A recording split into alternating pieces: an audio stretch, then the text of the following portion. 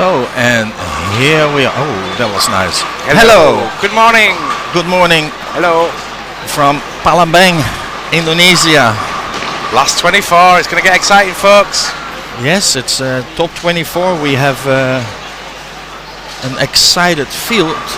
And let me start with, I don't know if we have the list here. Yes, here is the list with all the bowlers. Yes, the players making it through included Sam Cooley, Ahmed Alawadi, Xavier Millet. We have the girls, let's say, and the men all in the same shirts. So this is the group photo for the girls. And then, of course, and here is the one for the men.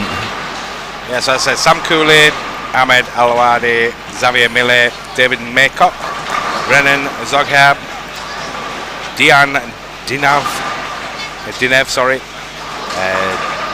Jaroslav Lorenk, Nico Oksanza. I shouldn't have started this. Oksananen,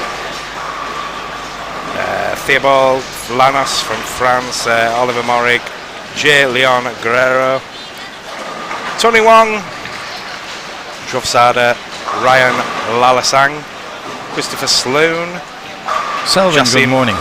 Al Saka, Daniel Vezes, Adrian Ang, Philip Grappetta, Matthew Merwin Tan, Eugene Lowe, Yop, Francois Lowe, Wan Hee Lee, and John Janowicz in the men's. Yes, we for Grappetta that was checked yesterday. So yes, he is the first male bowler from Malta that qualified. Made we had just before, I know, because they're gonna. Yes, there it is. The whistle. So now we have to. Oh yeah, Bernard with his electronic whistle. So we have a little video to show you that was actually quite nice. It was made by Anna Marie, I think, yesterday. So it was one.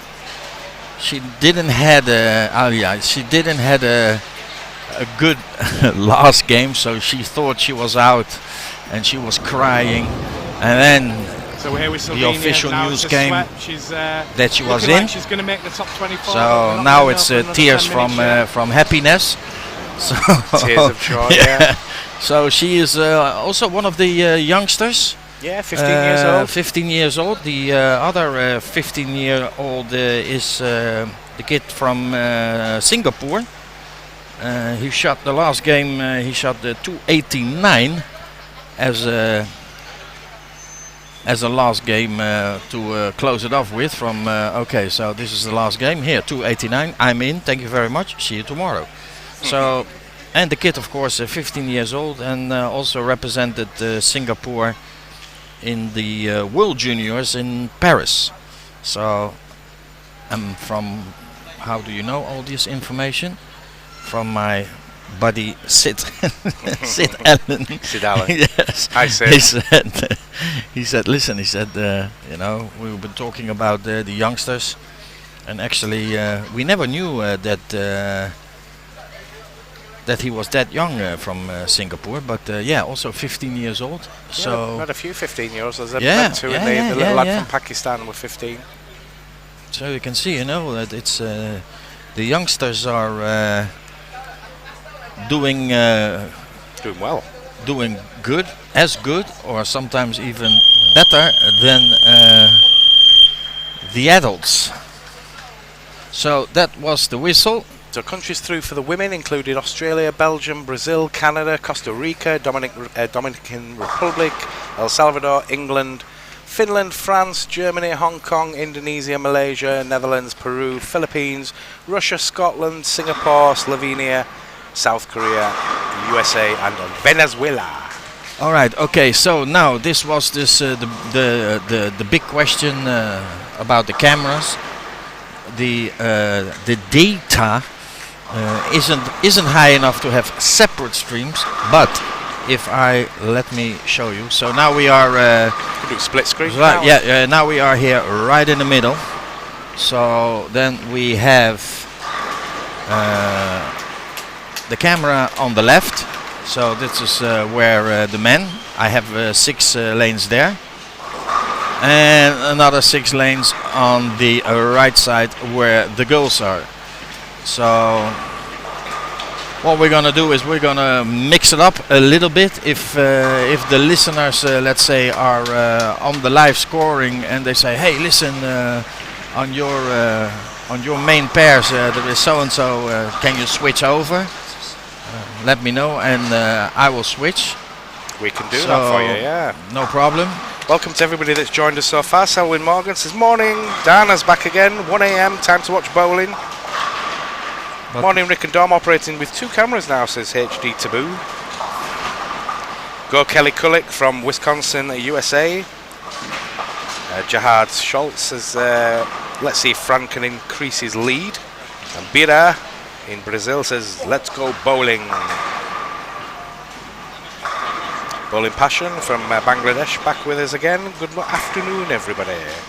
And Judith B, good morning, everybody. Go Nadine Geisler.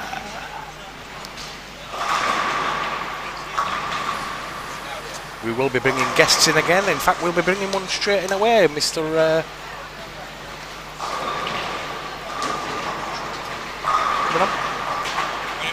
Yeah, Mr. Roger Creamer's going to join us again for the start of this block. no, he's not allowed yet.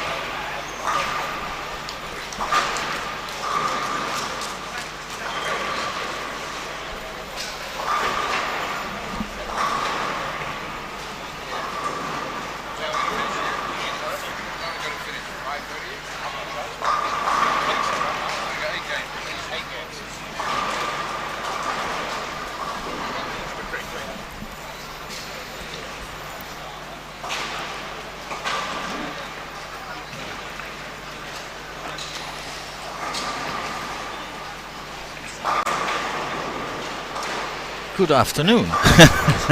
Good afternoon to you too, Rick. How are you doing? Very well, better than Better than last night. yes. I had my tea and my honey, so the throat is a little bit better. The fever went down, so yeah, feeling better. Was the tea and honey this morning, or was that last night? The honey? The honey. No, my honey is at home. So yeah, excited tournament so far. It's been great, hasn't it? Yes, spread the field, young and old, and so. Okay, I'm not quite. I wasn't quite eating the mic, huh? No. I know you had breakfast, so. I didn't have breakfast today. You didn't? Nope. No, I missed it today. You had so much food yesterday night. I had more sleep last night than I should have had. Sorry? More sleep last night than I should have had. Yeah, it was the first time this week that we had. We Alcohol? could. No, I don't drink alcohol, so that we. That we had a little lay-in because we started, as you know now, this at 2 o'clock. So we didn't have nothing in the morning, so everybody was could have a good rest. So yeah, yesterday night we had a small gathering. Yeah, it was a nice evening. Yes, Very nice it evening. was, Yeah. and a little bit of alcohol was served. Yes, I think a little was served. to some. So yeah, it was a nice. Actually, party. it's almost been an alcohol-free week because Yes. alcohol is particularly expensive in this country. Well, the funny thing is you hear all day, go up, down, here, this, that. There are what the people of course don't know. It is a QubicaAMF event, so there are the representatives are invited from all the from all corners of the world. So you have to set up meetings here and meetings there. So you're always busy. So it's not like you can go from go lekker to the bar. We going to the bar and have a drink. It's just work after work, meeting after meeting after meeting. I think for the QubicaAMF team, that's pretty much it. It doesn't really start and end. It doesn't start and end with the bowling. Yeah, correct. Right. So yeah, because I've seen there is from here from this region there is the QubicaAMF distributor. There is we had how many are there? So before I can you must know more than me. distributors. Distributors at the moment here. The only one we have here is the local one, and I say local. They're based out of Singapore, AVS. James Murray heads up that organisation, and took over from his father, Pierce Murray. In fact, Pierce Murray was born on the same day as I was. Ah, okay. Exactly the same time, and neither Pierce nor I are going to admit when that was, but it was the same day. No, that book is burned. That disappeared. That page. So yeah, it's. But they look after quite a big region because it's apart from. Yes, that's what I was saying. Because it's not only them are here, but also they have representatives that represent that. True. So they are here as well. So it's. Although based in Singapore, they have an office here in Jakarta. Oh, okay. They have offices too in Malaysia. So all right. It's a pretty big region they cover because they cover Vietnam and Cambodia and all those countries around. So there we as well. didn't have any. I know there was a comment. Let me just quickly go over what lane is Kelly Kulik playing on. I don't know if that is Kelly is around 23 and 4, I think, or 23-4. Yep, she's on 23. 23 and 24. She's So, good morning. Life is good. Not working. Bowling. Okay. How are you, Selwyn? Selwyn is trying to chat some girls up. Okay, keep the chat going, Selwyn. Meanwhile, I continue my conversation with Roger here because I had a question that I actually wanted to know. So we have in Europe the new Edge string machine. Yeah. Now, in fact, how is that?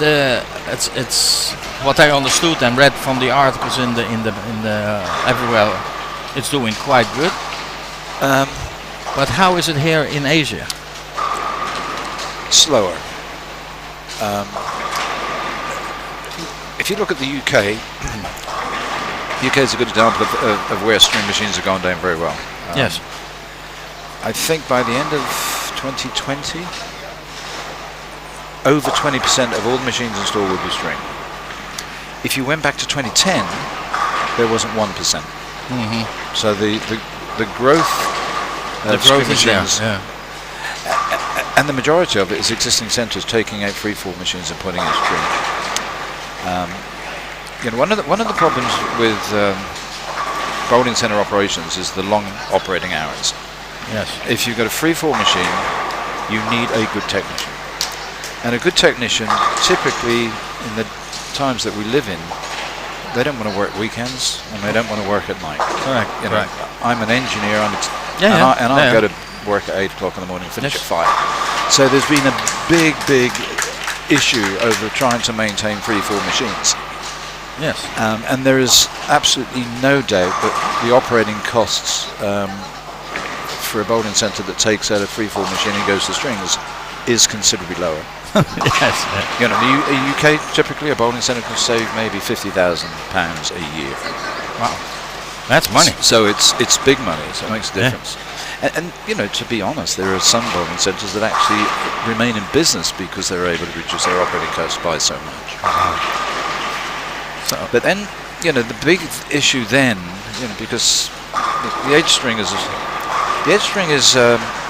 quite a success story. And it's the only one of the string machines that are out there at the moment that hasn't employed old technology. We had a TMS machine until about 18 months or so ago, but the technology that was used in that machine is pretty old. We're talking it is 20-year-old development.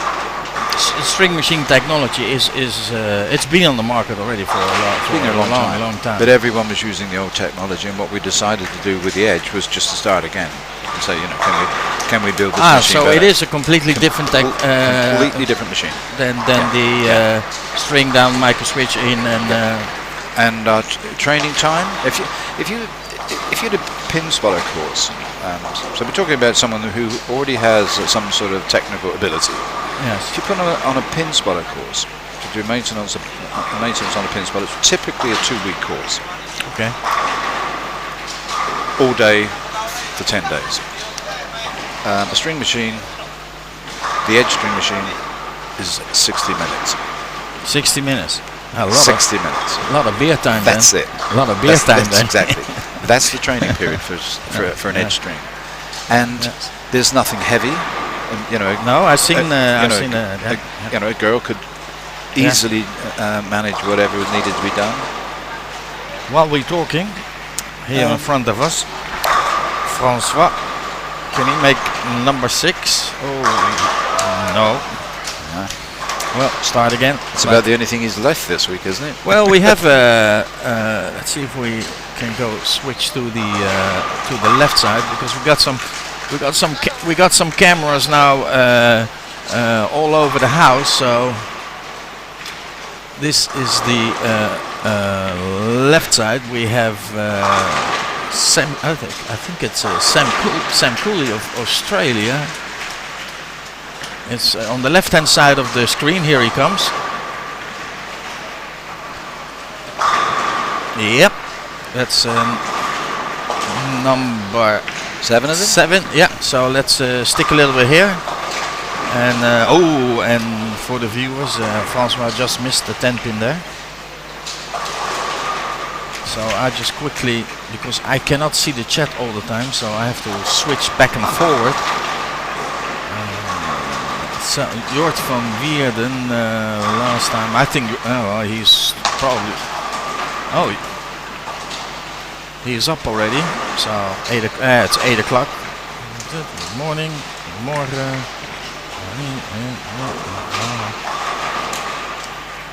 Yeah, it's keep those chats going. So all right, here we go with the well, I didn't know that the look that there is less maintenance, and so also less for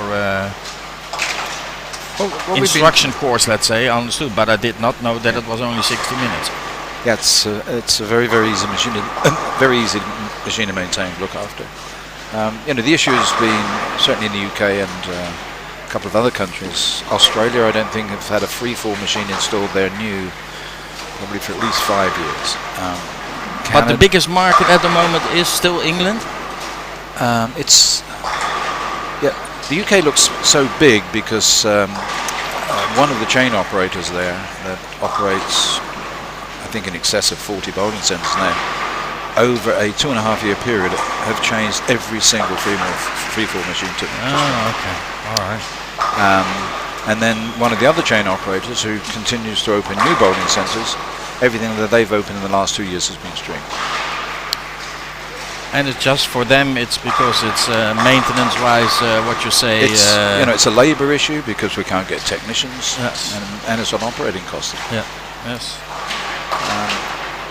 And I think it was, the advance of strings in, Australia and the UK, Canada, another example, prompted those federations to autonomously recognise high games on string machines. So the first 300 game bowled on a string machine, sanctioned, was at the Airport Bowl. Yes, just next to Heathrow. Yes. Probably last October, November, something like that. Yes, correct. And what we've done, because because they did it in parts, correct? And they changed out half, and then they went all the way through, I think. No. Well, they did over. I think they did 6 at a time, but I think once they finished 6, they moved on to the next 6 and so on. So it was all done in just over a month, I think.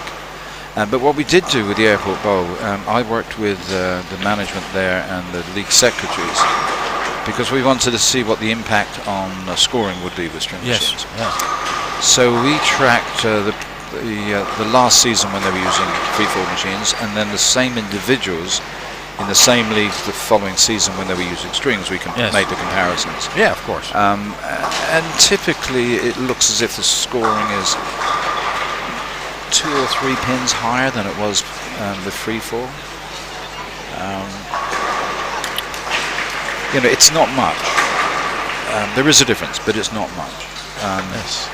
But then, you know, to be honest, with this free fall machine we have out here now and the same lanes we have out here, Yes. I can alter scoring by more than 3 or 4 pins just by changing the lane condition. You know, you look here, we're now into the last 24. Last 24 men, last 24 women. There's been no 300 games bowled here this week. No. On exactly the same lane, on exactly the same machine, with the same scoring system. In Krasnoyarsk we had 16. Yeah. So, and it's just lane conditions. You know, the lane itself is more influential on scoring than the pin spotter. Yeah, but it's interesting to know. But do you think that it will, in the, let's say, near future, will take over the free fall machine? No. Or is there a market? I don't see market for that there is a market for both. I think there is a market for both, and you know, there are some parts of the world where we still find it very difficult to sell a string machine. Yes. Yes, because I don't know, England, European countries where we I think mix pleasure bar open bowling more than maybe here in Asia, because Asia it's Sport is still very strong here. yeah, where you know, you see the stadiums, let's say the bowling stadiums and the big centers, what we don't see in Europe. So yes, I can see that. Let's say if I will operate a restaurant bar and a 4-laner, 6-laner, yeah, give me the string machines. Do you know, Rick? You know, I've been in the business for a long time. Really? I actually came into the business because I love the sport. I thought you just started. God, sometimes it feels like it. If we'd had this conversation 10 years ago, and we were talking about could string machines have that sort of impact, my answer would have been never in a million years. I just couldn't see it, and I certainly couldn't see. For example, a bowling centre as big as the airport bowl at Heathrow. Yeah, that's it's a 30-lane centre. Yes, so it's not tiny. No. I just couldn't see it, but it's happened. You know, I've been talking to Chad Murphy at USBC over string issues now for a year or so, and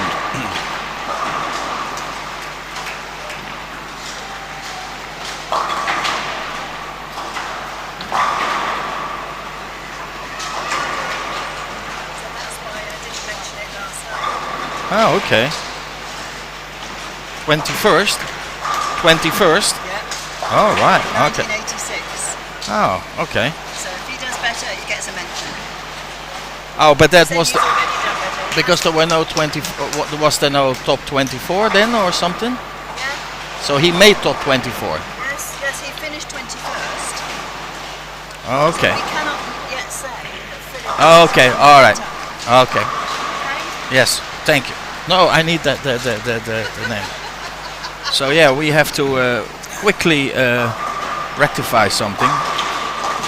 So that can wait. That can wait. But what do we have? It will be improved at mine as the machine is always breaking down. Hopefully it will be a breath of fresh air.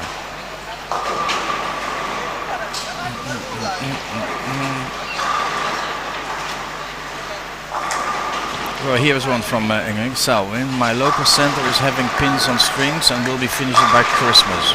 Bexley Heath? Yes, I know. I know the centre. Yeah. So yeah, it's.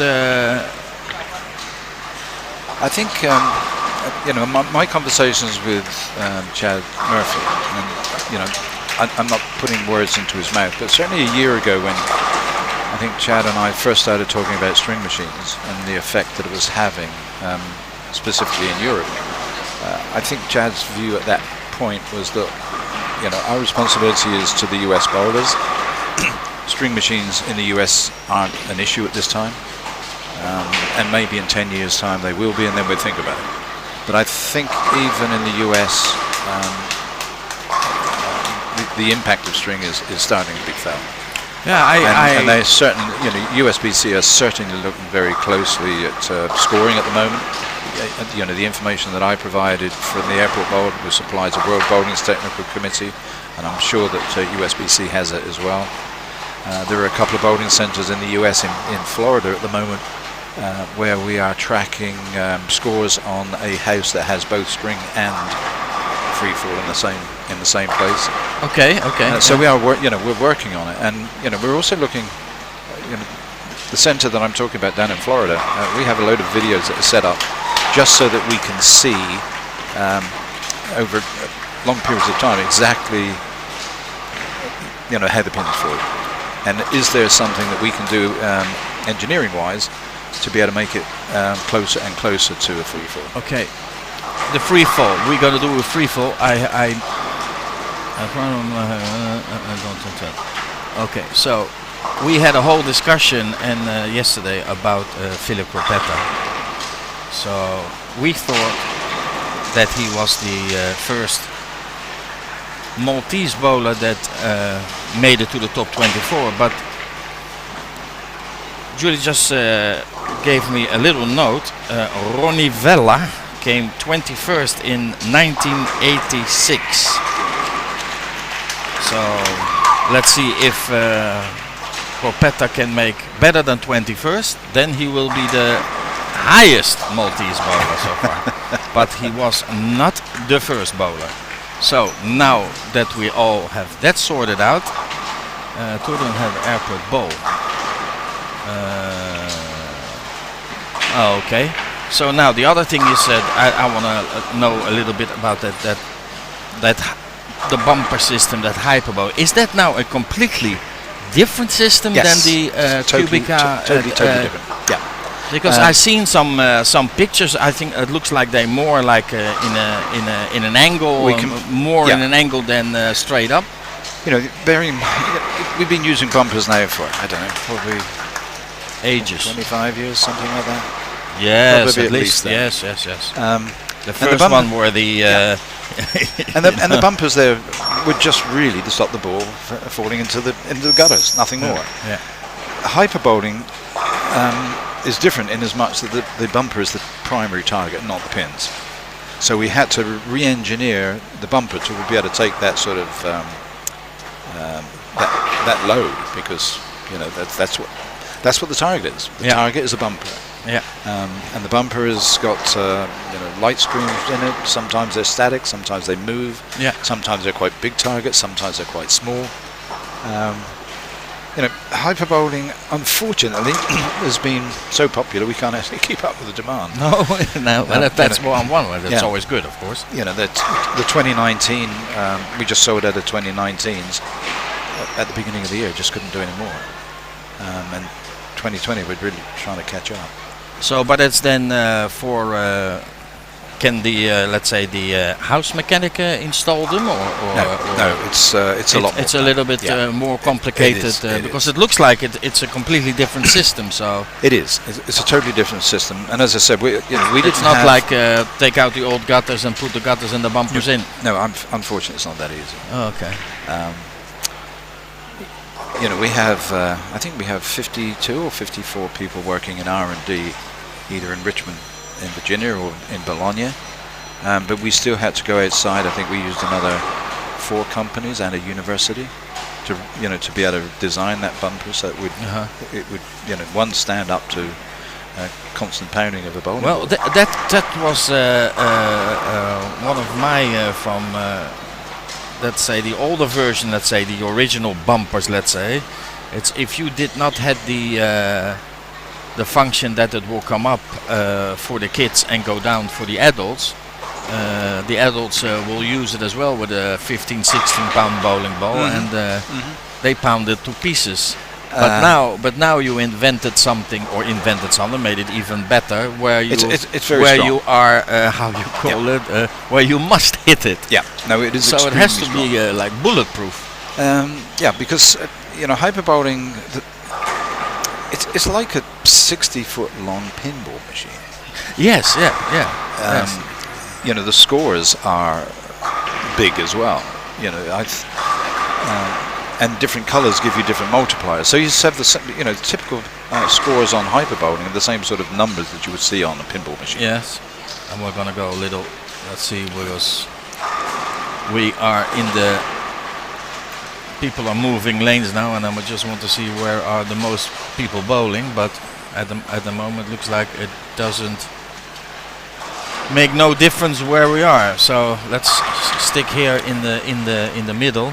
Sorry that I had to interrupt you on that one, but yes, Philip is still the first Special Olympic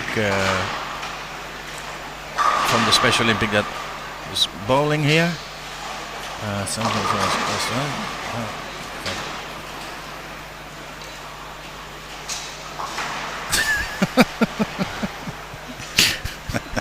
Yeah, I saw that. Yeah, we will not read this out loud, but it is funny. It is funny. So people, you can't read that one. No. But people on the chat can read that. Yes, because it's been through a lot of stages. You had this transparent with the glow. What I actually like, where they could put the light strip in the. In the bumper. So now, of course, you have what you called a 60-foot pinball machine. Pretty much. Yes, pretty much. And then you do also is that also from QubicaAMF, the laser, let's say, from the top, or is that a different company? We didn't actually develop that. No. Okay. The lighting systems. Some of the specialist lighting companies do discotheques, clubs, and that sort of thing.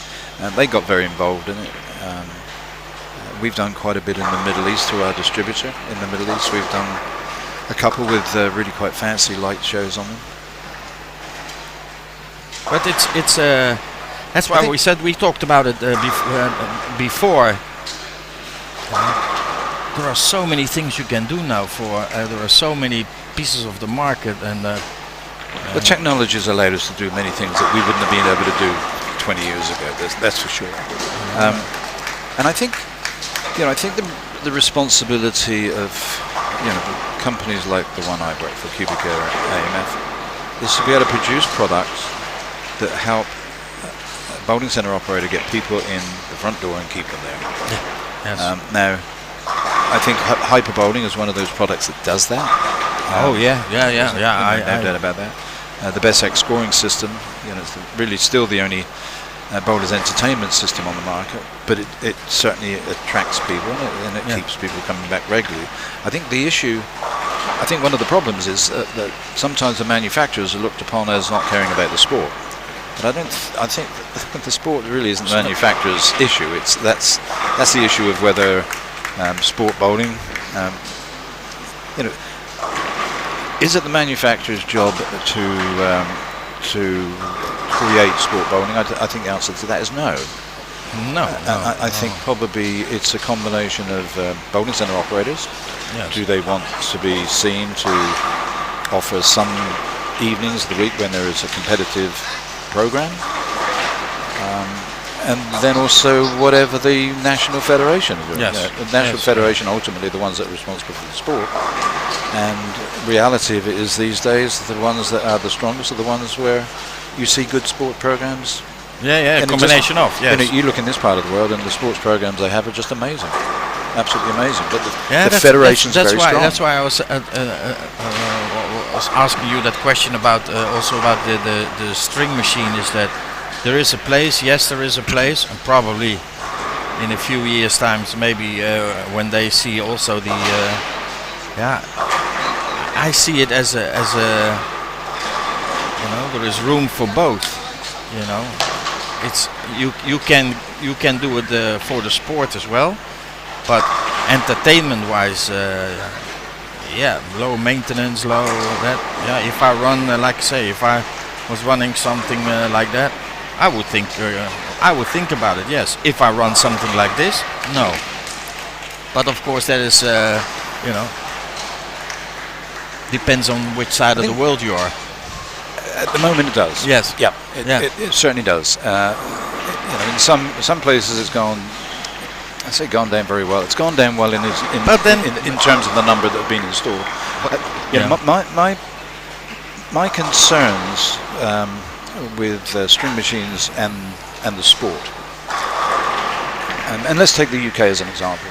If the British Tenpin Bowling Association hadn't recognised high games and were able to sanction leagues on string machines, then 20% of all those people that go bowling are lost to the sport. Yeah. No exposure to it. Yeah. And that really did concern me. And then I think, for me, it was brave of the British Tenpin Bowling Association and the Australian Federation as well to turn around and say, well, we will recognise. Yes, I know. In Australia, yeah, they have the string machine. So that was actually the first time I saw them in action there in Australia. So yeah. So yes, they are as well. Let's say already down under. But yeah, is it how you what we said? What was it 2 days ago? Traditionalist. But then again, when you're as old as I am, I guess that would in itself make me a traditionalist. It's like certainly brought up with it, but it's like when we were, we were brought up on the wooden lanes, and when somebody, I can't remember, in Holland, I think there was where the first synthetic lanes were built. I think it was somewhere near Amsterdam. And it was from, that's not bowling. That's not. Oh, wasn't that one of the Klaus party? Could be. I Klaus. Think it was, Klaus. Yeah, pretty close to the airport, wasn't it? Schiphol, very yes, close. Schiphol. Yeah. Could be. So there was, I think, the and first. In fact, they are the first bowling centre, I think, in Europe to install hyper bowling. Okay. Yeah. Yeah, they always on the foreground 20 of 20? could be. Yeah. On the foreground of all this. They heavily involved and with upgrading and stuff like that. And I think you're right. I think they were the first centre with the synthetic lane. So if I look back at that from we were wood, and then the synthetic came, and now let's say we are 40 years. 40 years in here, and I wouldn't bowl anymore on wooden lanes. Well, everything. And yet look at the resistance. Yes, look at the resistance for synthetic lanes when they came along. It should be on wood. I mean, sure, but so that's what I'm saying. They wouldn't want to go back. So I will not bet on that from would it take over. What I think there is on that part there is room for both of them. So let me see what goes on here on the chat. Patricia, hello and good luck to all players. Let me put the microphone on and I will shout it out in game number 3. So meanwhile, I have some scores for you. At the men, still leading. Francois Lau from South Africa, Oliver Morse, Germany, second. One he. Oh, nice! Thank you very much. Somebody just gave me $100,000. Thank you. And okay. So this is the man. Was about the girls? Let me see what. Where is Mr. Cropetta? It's a good comment. We had the first synthetic in town in '87. It took forever to get some to accept them. Yes, Dana. It's when you calculate back, you will know my age a little bit. But yes, at that time it was for us, let's say, as grown up, bored up on wood and actually working with it as well, because AMF at that time we had in Holland also an installation part, so that was as well if the during in Holland when they went on holiday, we will help them out. So that's how I started also in the installation. So first it was sweeping the floor, then making coffee, then it was the rotary, then it became the then drums gave you a hammer and a nail. Yeah, the drums and then the nail, and so yeah, that's how it all. That was tough work in those days. Yes, when we install wooden lanes, where you have 41 pieces of timber nailed together without using a machine, but done by hand, ending up with a solid piece of wood that was over 60 foot in length. Yes. And then you had to lay it down. It's just unbelievable. It was always when you were finished with the with the construction, with the crypt foundation, and you had all the lanes, stacked up on the side, 60, and then drop them, so. So. Well, never say never.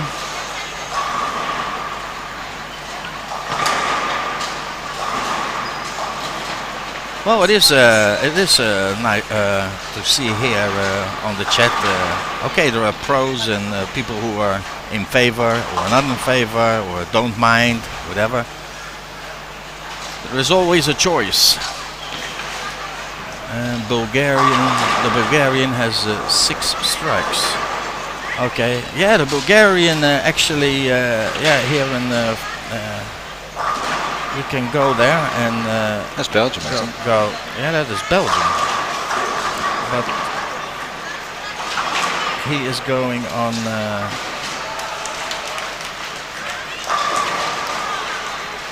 Goes now on lane number 20 here. Yep. So, but talking about Bulgaria, it is amazing how to see how the Bulgarian, the two players, they were at the ECC together. They're helping each other out with coaching. It's not that if they're not bowling, they're not in the center, but they're helping each other out, and both of them made it to the top 24. So that's a nice thing to see. It's a nice family, let's say, to help each other out. Yeah, there are one or two individuals there, or a couple of countries, both in the girls and the boys, where they're sort of new additions to the top 24. Yes, we have some new countries, let's say, coming along. Well, Turkmenistan comes in with for the first time ever, yes. And the girls got two-handed release. Yes. Where did you learn that? I think when they started bowling, they thought, okay, everybody two-handed, because even the male is a two-handed. So. Yeah.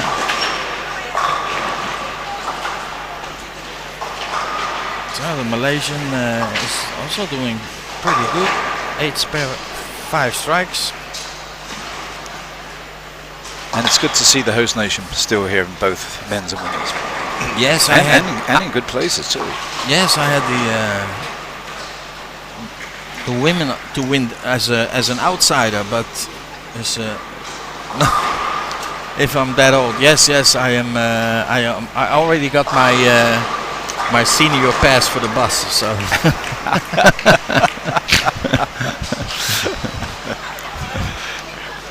So yeah, it's. Do you know, Rick? I've never had one. No, also not never me. had one. No, I don't. I'm sure I could get them if I applied. Oh yeah, also me, but it's not that. I just want to see. Okay, here's the other. Well, it's.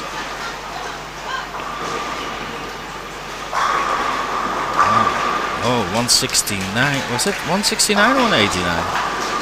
It's 169. 169. Yeah, the first game of Natasha. Yeah, against 223 from Kelly Kulik. So that squeeze that up a bit. That gap is now 60 pins, just under. All the rest I think is. The Indonesian girl made up a place or two.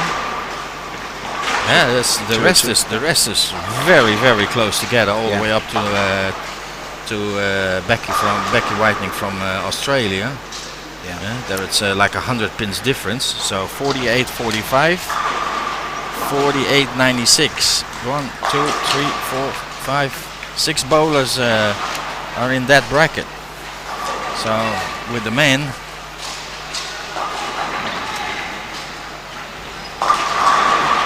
with the men it's a little bit, 51, 55, 49, 88. It's more stretch out with the men than with the girls. But then again, it's 8 games and not 6 games, so it's gonna be a longer stretch for them. Of course, 2 more games. So what will the bowling ball do then? Where will they have to move? Will they move in front of the ball return or on the ball return? Oh, by the way, ball return. Okay, the QubicaAMF used to have like a tall lift. They still have that thing? No, I know the one you mean. We came up with. It was a good idea. A few years ago when we had 2 ball returns, one of which was taller than the other. Yes. So you didn't have to bend down. Yes. It's a sort of ball return. Because I was thinking, yes, exactly, exactly. Are we fit enough to be able to bend down and pick a ball up from here? Exactly. So, because when I saw that, I thought, oh no, maybe I go bowling again. But now I see it over here, because this is what is this? 1 year old, the installation. We've been here just over a year now. I just had a quick look in the back, and it's I think we got this one open. XLI here. I think we got this one open just a little before last year's Asian Games. Yeah. Because Palembang hosted the bowling section in the Asian Games last year. So we have some in Dutch it's called versnapering. So aqua. It is water. Yes.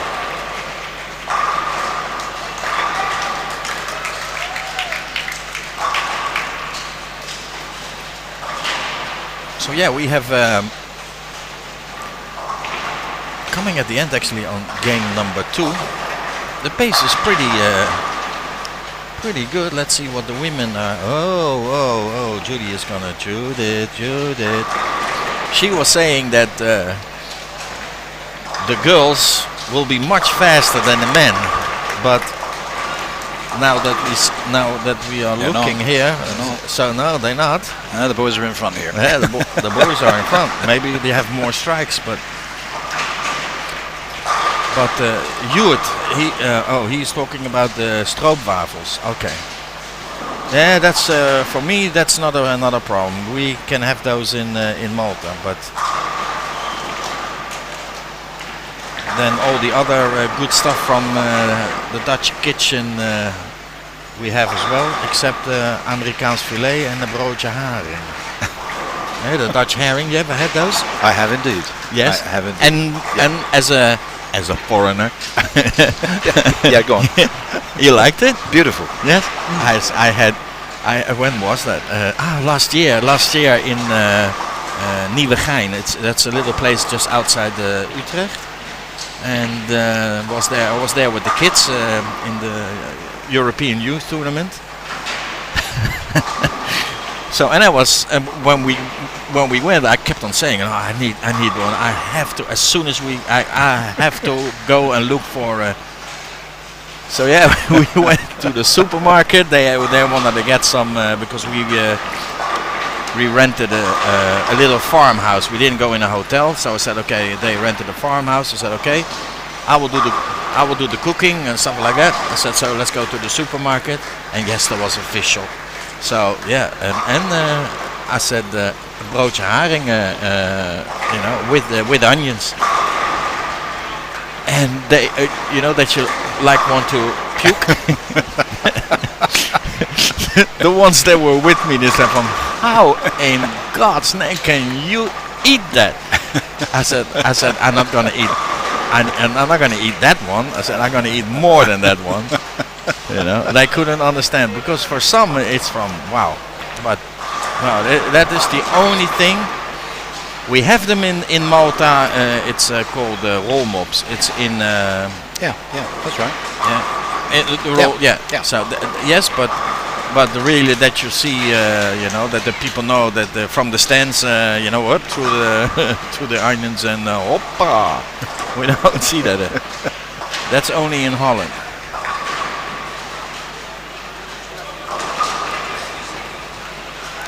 So where are we now? It's. Let's have a look. I understand we've had the 7-10 split picked up here 3 times this week.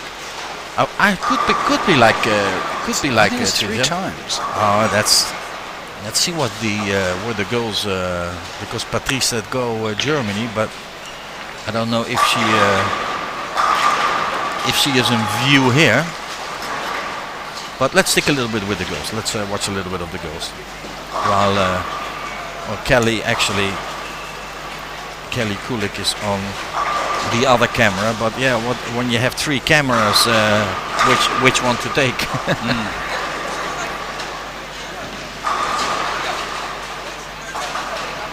So,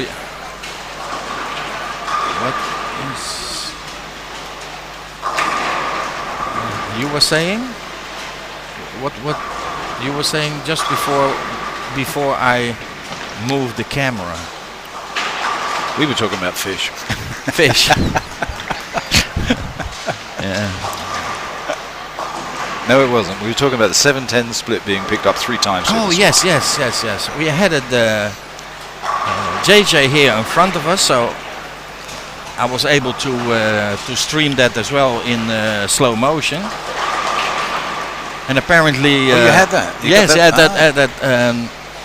That went as wildfire.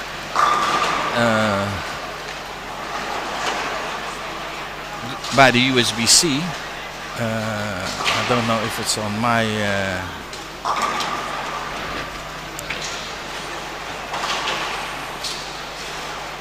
That's from before.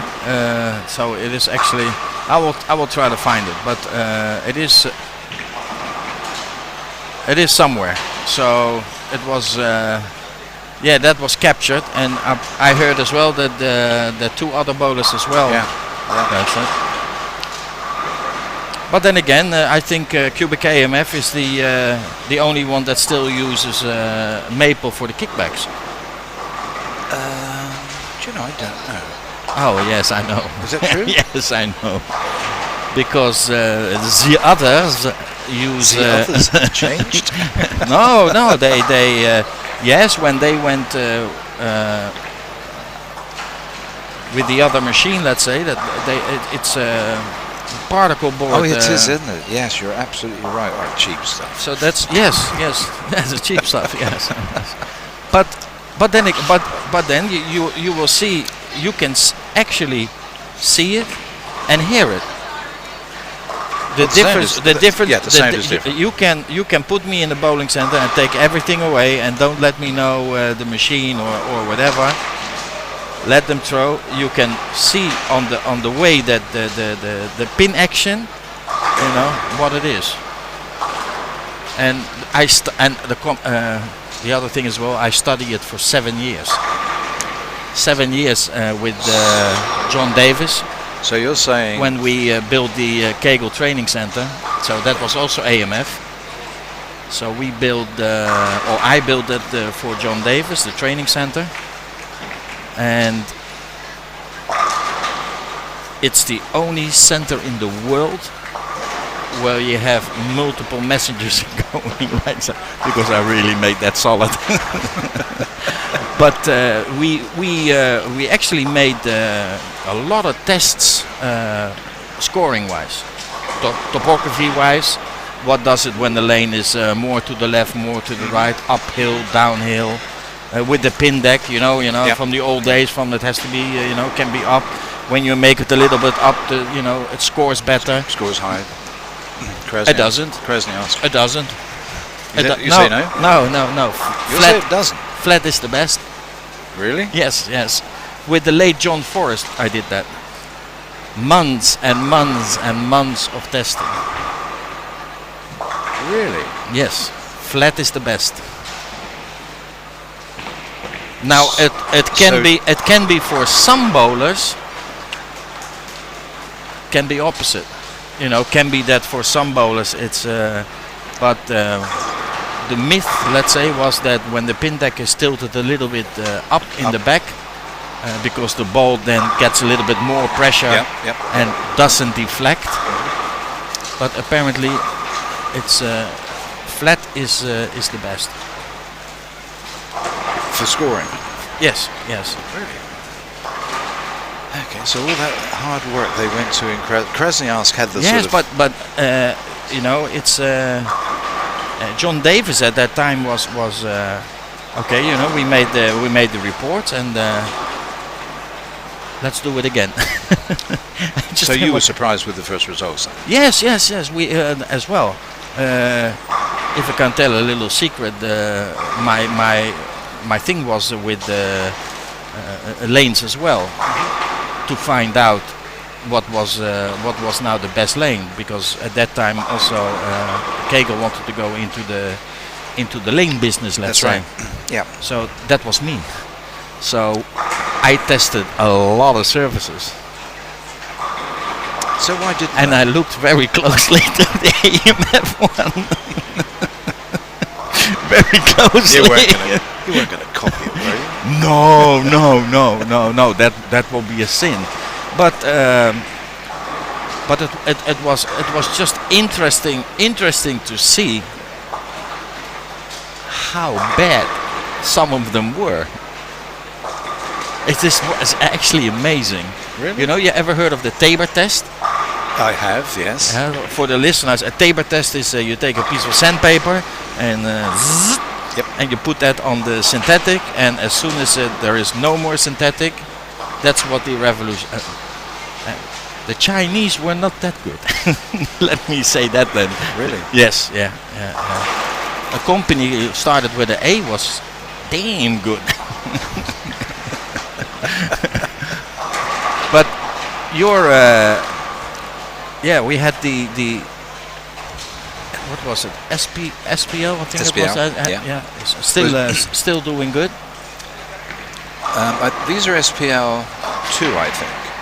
So there was SPL 2, which is the latest one. SPL prior to that, and then HPL before that. Yeah, but there is.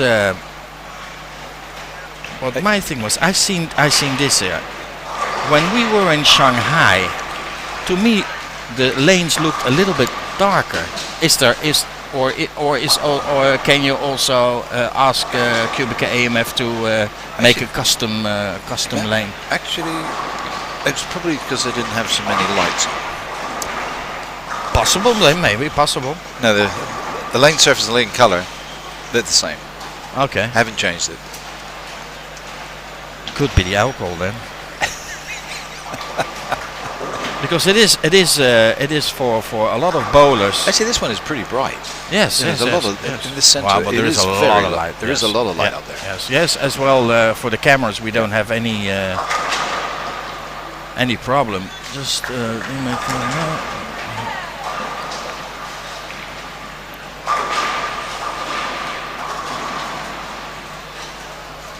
thank you very much. We always have somebody here who comes every then and bless us, so it always feels good. Thank you very much. So yeah, it's let me see. Oh, they finished there already on the right. They're finishing on the left. Yeah, the guys are in front of the girls. I think so. I think Judy is gonna. She said she will buy me then a drink at the closing at the closing banquet. But I think she has to buy me more than one then. The guys are what? The guys are second frame into their third game, and the girls are some 8th, 9th frames. Yeah. At the second, not even finished yet. So what do you think? Any exciting new things in the coming up for QubicaAMF? Do you have something under the curtain? What you can I think the answer to that is, do we have something under the curtain? It's almost definitely a yes. But let me tell you, when we did hyper bowling, the only people that really knew what that product looked like, how they were developing it, were the people who were actually working on it and the product managers. We knew nothing about hyperbowling until it was done, until we were taken into the basement of our facility in Bologna at a sales meeting, and they said, this is hyperbowling. But I don't know if we do this sort of thing because we want to keep it a secret in case it's copied, but I can't. The cost of developing hyper is such that I don't think it'll ever be copied. Well, if you talk about so many people in the States, so many people in England, plus the people in the university, plus this, plus that, there is a lot of people involved for hyperbowling. So there was a lot. So It was a big engineering project. But is it? Can you put what we say a pattern out on that? Or? I think it's patent. Yeah. Because I think it's something unique. It is indeed. And it is something that. Have you been to the centres in Holland with it? I think No. there's a couple now. Probably Klaus has it. If I'm.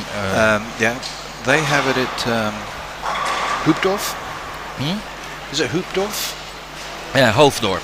Hoofddorp is very close to the airport. That's where they have hyper. Yeah. And there's another one gone in recently that I will be seeing in January, because we have an international sales meeting every year in January, and this year we moved it out of Bologna, which is where our European headquarters is, and we've moved to the bowling centre just so that everyone can see hyper. And they have, I believe they have edge string machines as well. Okay. Melanie, yes, I'm feeling a bit better. Roger gave me last night something from his private stack. Yes. It's a black label. So no. I'm feeling better. Well, actually, it was no, it's not the federation. The president of the federation from Malaysia. The older guy, the skinny one. I know who you mean. So he was sitting with me at the table, and oh, you don't feel very well. I said no. He said, are you taking anything? I said no, not yet. He said, okay, I will go up to the room and I'm gonna get you something. He said, because his parents were doctors. So he gave me a set of 3 pills, a big one, a smaller one, and a very tiny one. He said, take this now, and here's another set for tomorrow morning. Really? Yes. And so you're I don't know what it is, but it was good stuff. But I don't want to know what it is. Actually don't want to know. It's better that I don't know what it is. But yes, I'm feeling better. Yes. 10-pin bowling, fantastic. Switch cameras. Well, switch where? We have left, right. So you tell me why. I have it now a little bit in the middle and.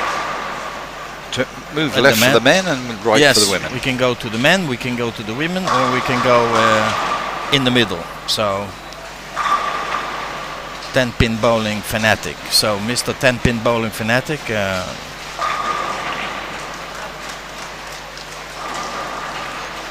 So yeah, so there is something new, let's say, coming. Yeah, and it's something we will continue to do. What we're trying to do, and we call it an ecosystem. If you look at the Apple products, each of those products interacts with all the others. What is it? The sum of the parts is whatever. So we're doing a similar thing with bowling products. So it really starts with BestX. So the Bowlers Entertainment System, which you can see installed here, everything is based on That's that. also well, I don't know if it's complicated. It looks complicated because it's huge. Oh, it is. There's so many features on that thing. thing. It is huge. But everything is really based on that. So just the way that the Apple products are based on the phone, and everything else sort of spreads out from there. The watch, the iPod, and everything else. Okay. We are heading in that direction with a whole range of products. All right. Okay. Well, it's now they say okay, switch the camera to the left, but it is on the left. So this is as far left as we can go. Here we are. Thank you. Well, mille grazie. Our QubicaAMF from Italy. It's for the men still Francois. So South Africa, Germany, South Korea, Indonesia, Sam Cooley, Australia, Ireland, Czech Republic, and then I have to go quickly down the list and see where Philip Rupetta is in 19. So he is still above the 21st place. So still doing good. Still doing good. Still having the drinks for Judith. Oh yes, yes, yes, yes.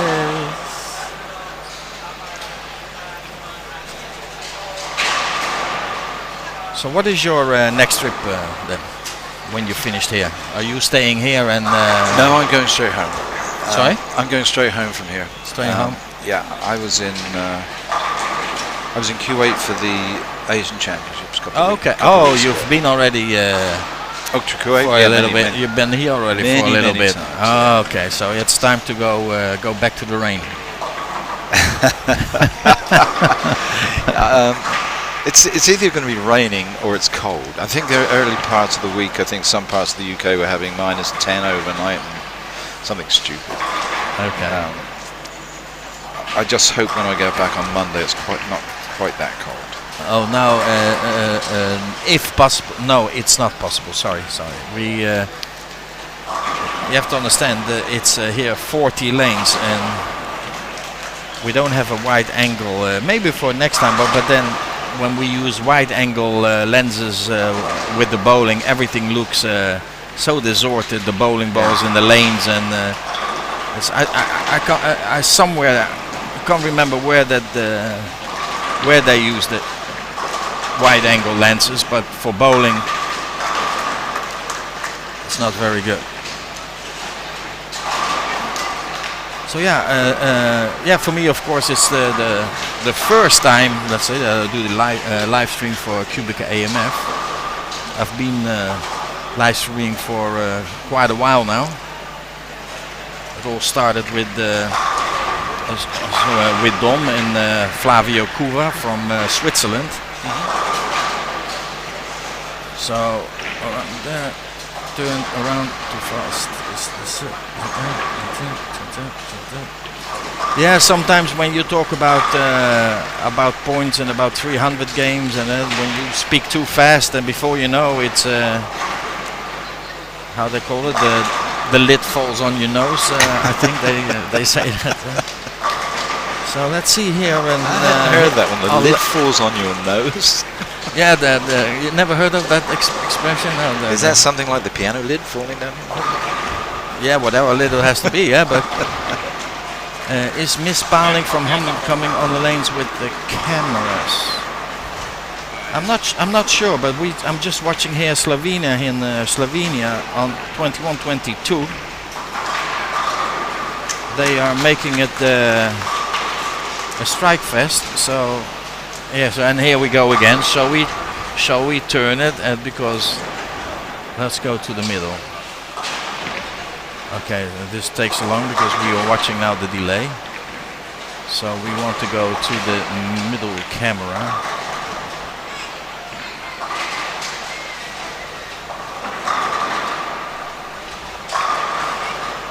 So we have Venezuela working with 4 strikes. So Slovenia has 4 strikes. Venezuela makes it 5. Russia has strike 9 spare double. Maria Kosha, of course, is picked as a winner by Sid Allen. No, sorry, not Sid Allen. Mario Joseph. Sid Allen is not here because I think they're training on for Sea Games. He makes He had to make the preparations for the Sea Games. He chats. He sent me some updates about the players from him. Yeah. Oh wow! 15 years old, front 5. So where she is now? Let me see. This was the man. This is the man. Did we receive the woman yet? I don't think so. So the women will come in a minute, but this is a good scoring pair.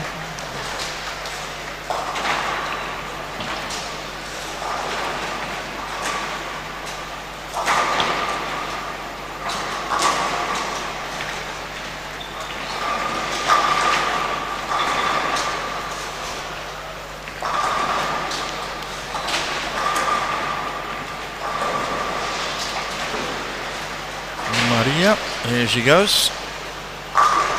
Yep. Now this is interesting. That is very interesting. Davai, davai, davai. No, this time not with her mother, because normally the mother is always there as a coach from Maria, but it was a bit too expensive to get here.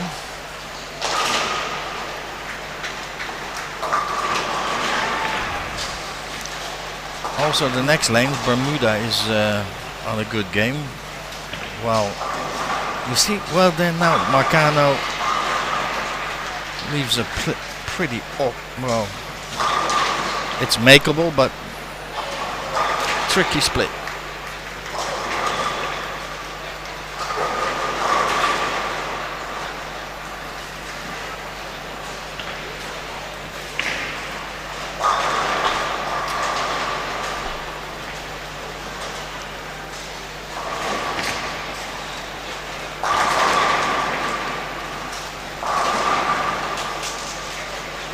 Well, the USA, where is the USA? USA is in 21st place. Hey, he started good, JJ, 237, 214, but now again, the women. Let's have a look at the girls. So Kelly moves in front. Yep. Kelly back on top, 223, 236. Natasha's not having a good time this morning. No. Well, she was here on the live stream. Hopefully, it didn't make her sick. then I really will not make it back to Europe.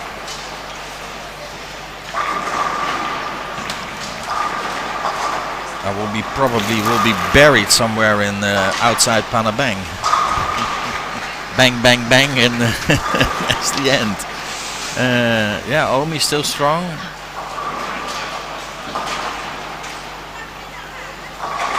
Nadine from Germany.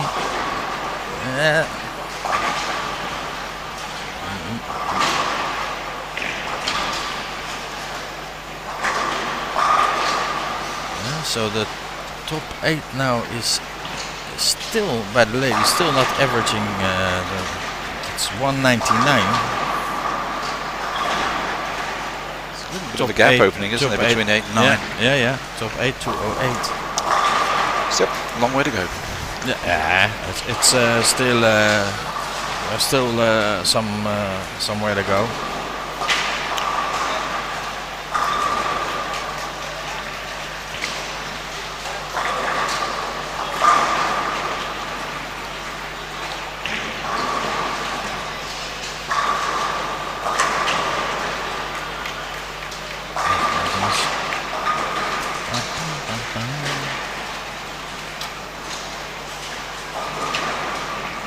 Yes, Dana. It's been actually it's been actually the whole week for him that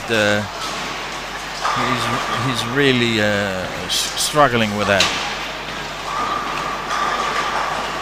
And I spoke a few times already with him. He never mentioned from the lanes are bad or this is not good. He's only blaming himself that he could not or not be consistent enough to learn what he had to do. One good shot, one bad shot. Thought he found it and it wasn't. Yeah, he struggled here this week, isn't he? Huh? He struggled this week. Yes. And then again, he has to make up to make. I don't think it is possible, but to get in the top 8, he needs a lot of 49.64. 200 off. Yeah, 200 off the cup. Okay, well, it's a lot to pull back in 6 games. It's still possible.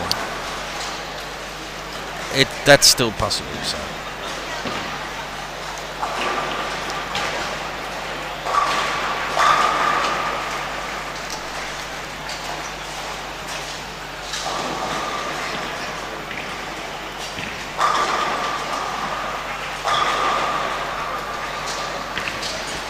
So meanwhile,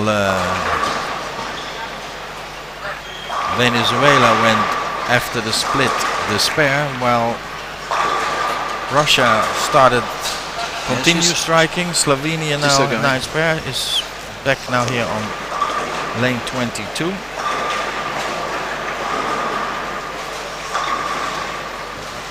Leaves the 10 pin. She's good, isn't she? Yes, Very yes. good. It's a very nice nice girl. Her parents as well, very friendly.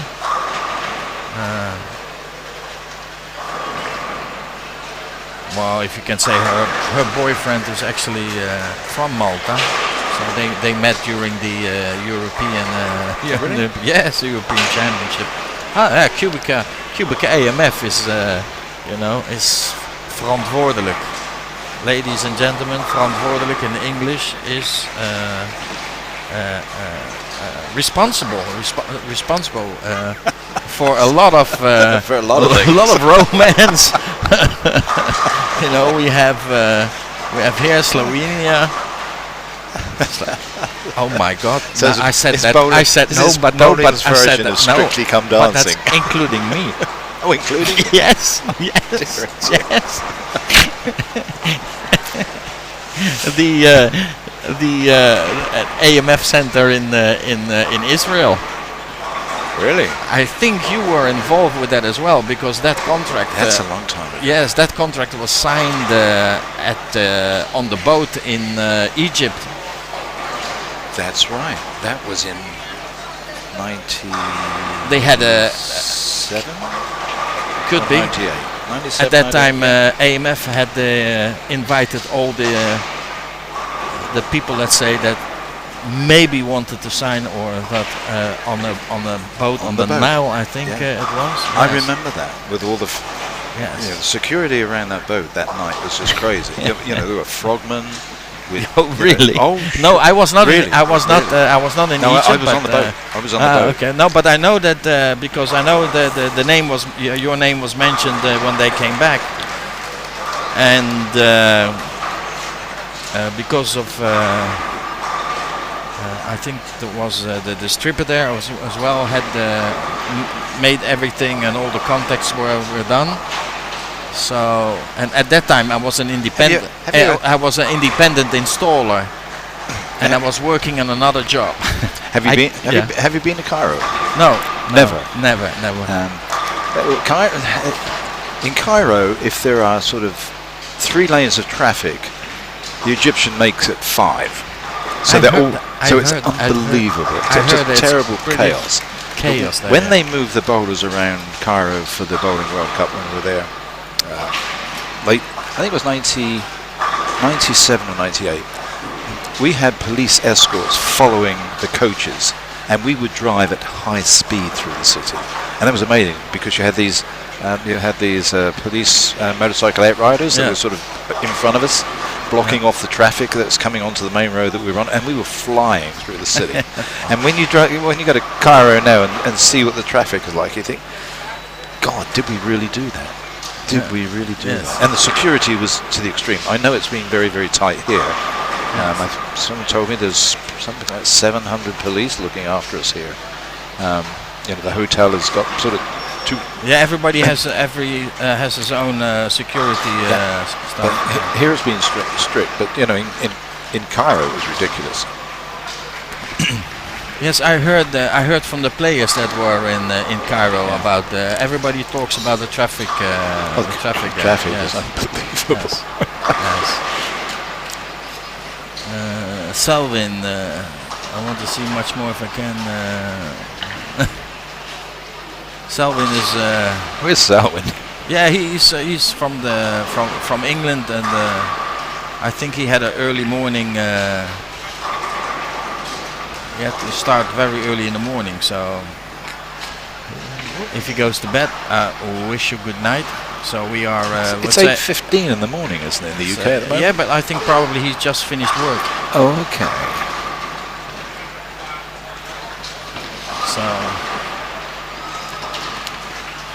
So when I don't think you can go to sleep until you've replaced yourself. Yeah, but it's Get a replacement, then Yeah. you go to sleep. So we are. Well, let's watch a little bit here. Still finishing off the girls here. That's quite an interesting game here on 21 and 22. But yeah, talking about the responsibility of that QubicaAMF World Cup. Yeah, that was actually including me, because we have Christopher Sloan with Bernice. I can't remember her last name, from some team Singapore. Where's Christopher sitting at the moment? He is sitting in sixth place. Yeah, he's done incredibly well, really, because where is he? 5 or 6 weeks away from having surgery on his leg. Yes, and they said it would be months before he could play. Yeah, and I think before he came here, he'd probably got no more than 3 or 6 games since the surgery. Yeah, but I still think that it's those, how you call it, the prognosis, that you can't do it, or we think that it's that's everybody is different. You will live until you're 100. I haven't. My mother's 94 years old, yes, and my wife from time to time says, "I can see you starting to become like your mother." Oh, and I said, "Put me down first." Yeah. Yeah, I'd love to live to be 100. I just don't want to be like my mother. Well, they say it's always it always skips a generation. Oh, thank God for that. Well, if that's the case, I'm. How about you? I still have a lot of years ahead of me. So let's see what Slovenia. Oh, she had a. Yeah, she missed 10. Yeah, she went from the strikes to the 9-9-9 with 1 open. But also the Russian girl stopped striking, so still some good games there on the board.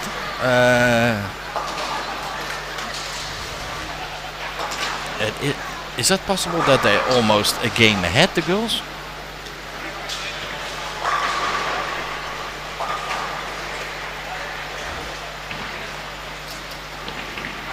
Because we are seeing here on the left side the monitors. Right side, of course, the girls. Left side, the boys.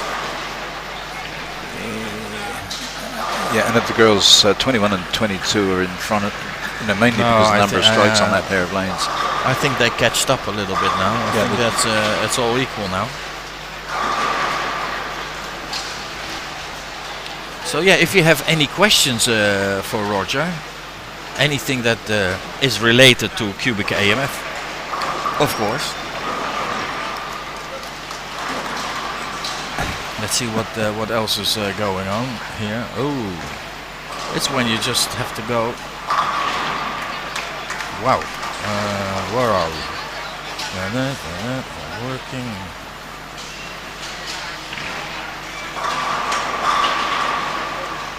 Okay. Yes, Maria from Kosha from Russia. She's doing very well. We have another picture to take there. So now, okay, Selvin, before you go to sleep, if you have a question for Roger, so of course you must know him because it's your fellow countryman. You always lived in England, actually, No, I've been back in the UK since 2010. How you call it? Expelled from your country. I've never quite been. Do you know? I didn't expect to live there. I lived in Poland for 9 years.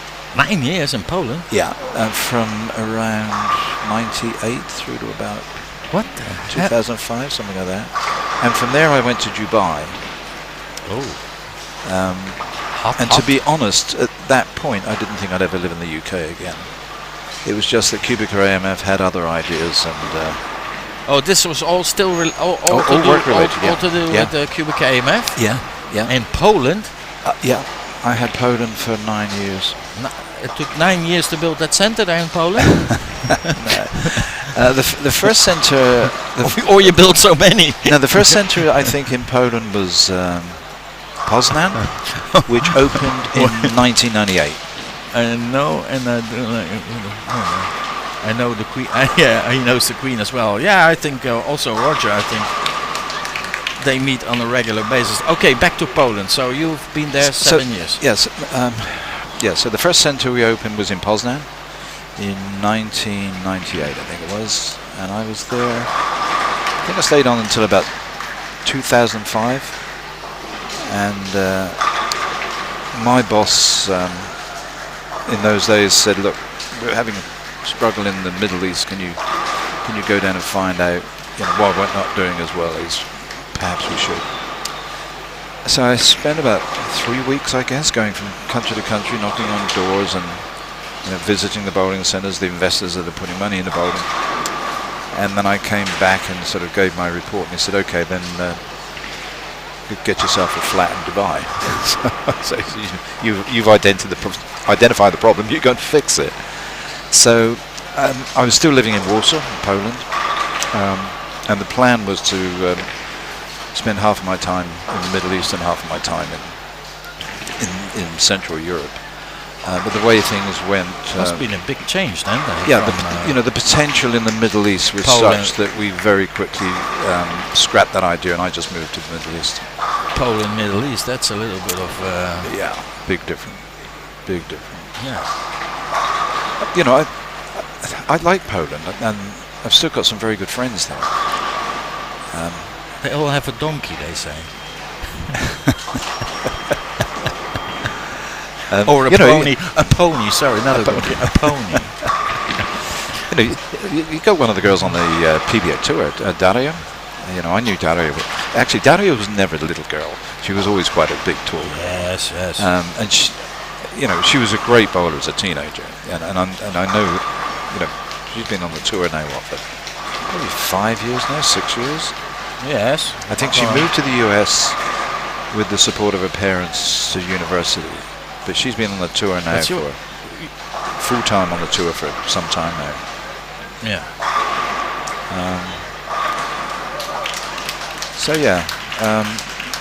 The Middle East was different. And how long did you stay there then in the Middle 5 East? years. 5 years. 5 Wow. years. Yeah. Yeah. And then from the Middle East is considerably different when you're living in it to what you see on the 10 o'clock news.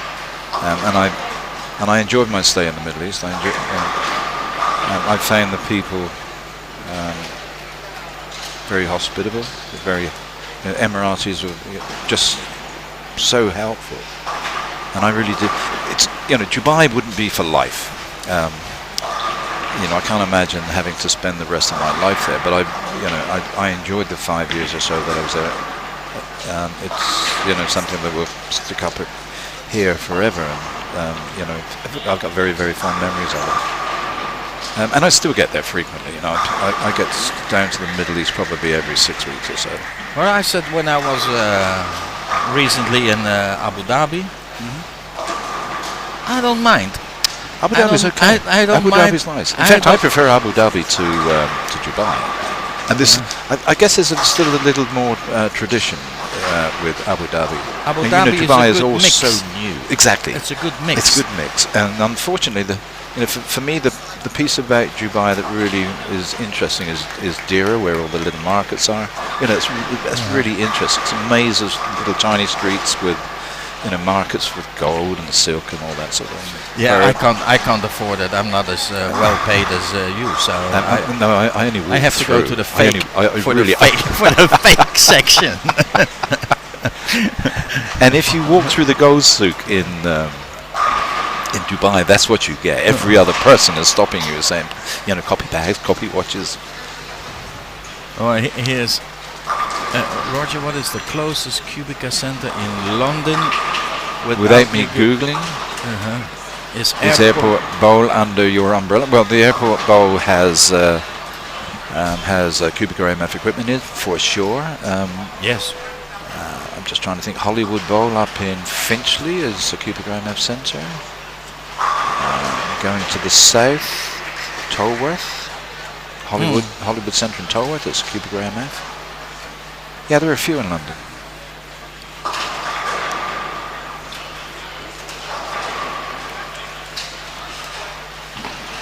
So, I'm really pleased that you're managing to stay awake. Yes. He's a good bowler as well. Selwyn is? Selwyn is a good bowler, yes. Good Really? bowler and a good drinker. Wow. Fruit juice. No. I may be able to match him these days for the fruit juice, but I don't think I can bowl anymore. I don't think I've picked a bowling ball up to bowl down a lane since the Polish Championships in 2003 or 4. No, And I was second. I finished second. it was not a complete game, but it was just before I came here. We had with the National Sports School, with the kids, we were training, and the mechanic on the other side, he was trying to fix something with the machine. He said, "You just throw a few balls." So I threw a few balls because they never seen me bowl, and for some kind of reason, it just went fantastic. then I left the 6, 7, 10. I said, in my young days, I never missed them. I always spared them, and they started to laugh. I said, no, I will spare this one, and I did. And then I stopped. I said, okay, this is it. So this isn't the question. But the adaptability of QMS scoring is second to none. Thank you very much. Our conversion from ACU's score was quite simple, and I know QAMF conversion from AS80s and third-party great products.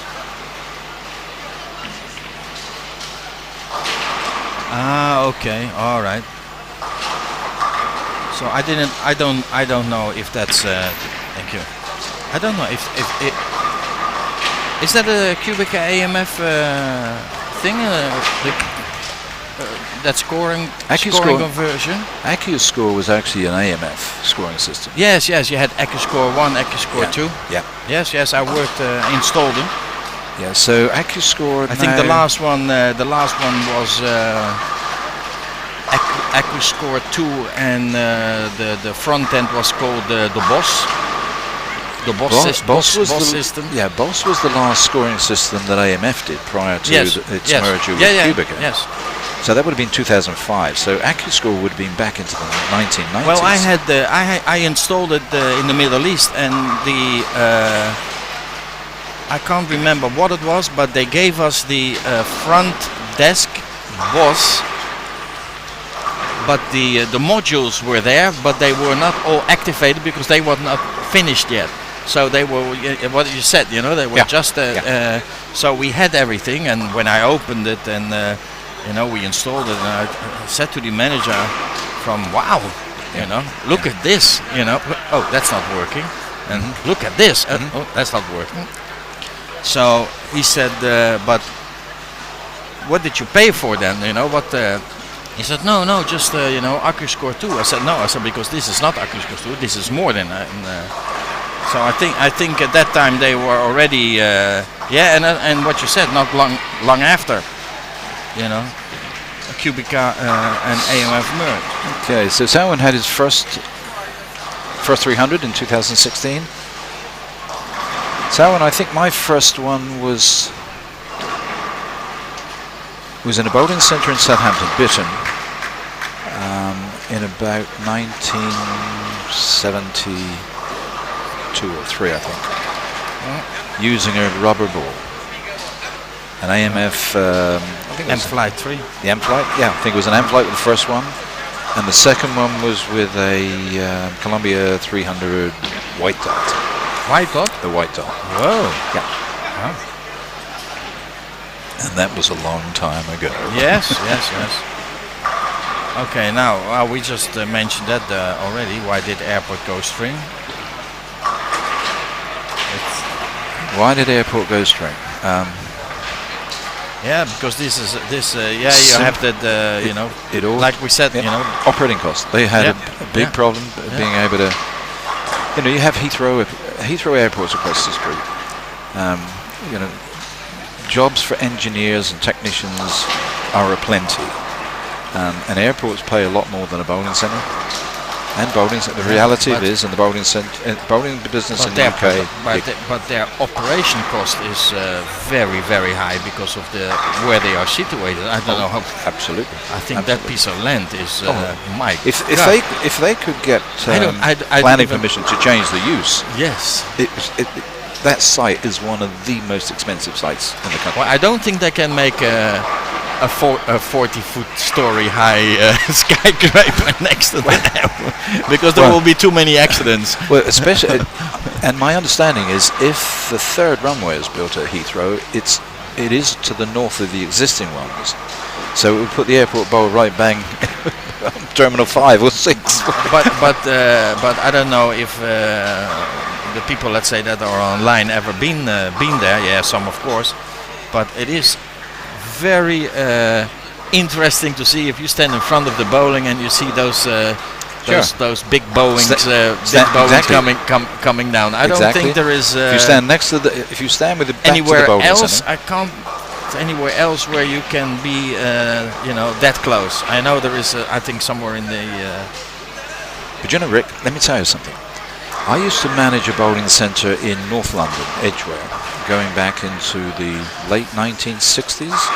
Now I'm starting to confess how old I am, but we used to leave the bowling centre at 2 a.m. in the morning, sometimes when we were closing, and we would drive to Heathrow, which that time of the morning we could do quite quickly, and we would sit on the grass next to the runway watching the planes coming in and out. Yes.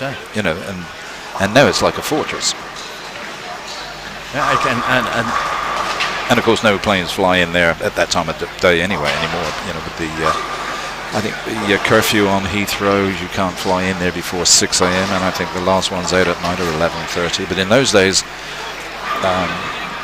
there was flights there 24 hours a day, and as I said, we would sit there and drink our Coca-Cola and just watch the planes going in and out. Now you'd get arrested if you got anywhere near that close to the runway. But you're right, even with the airport bowl, because the airport it's right at the beginning of the runway. So if you face Heathrow with your back to the bowling centre, if they're taking off on that runway, you're right, you can see them just set there all majestically before you hear a lot of noise and away they go.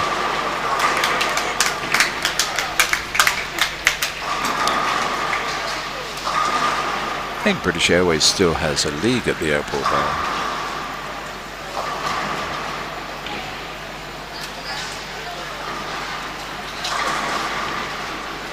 that could be possible, yeah.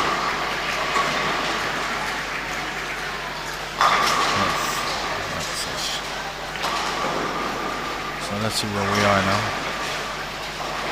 Any possible 300s? No, think so.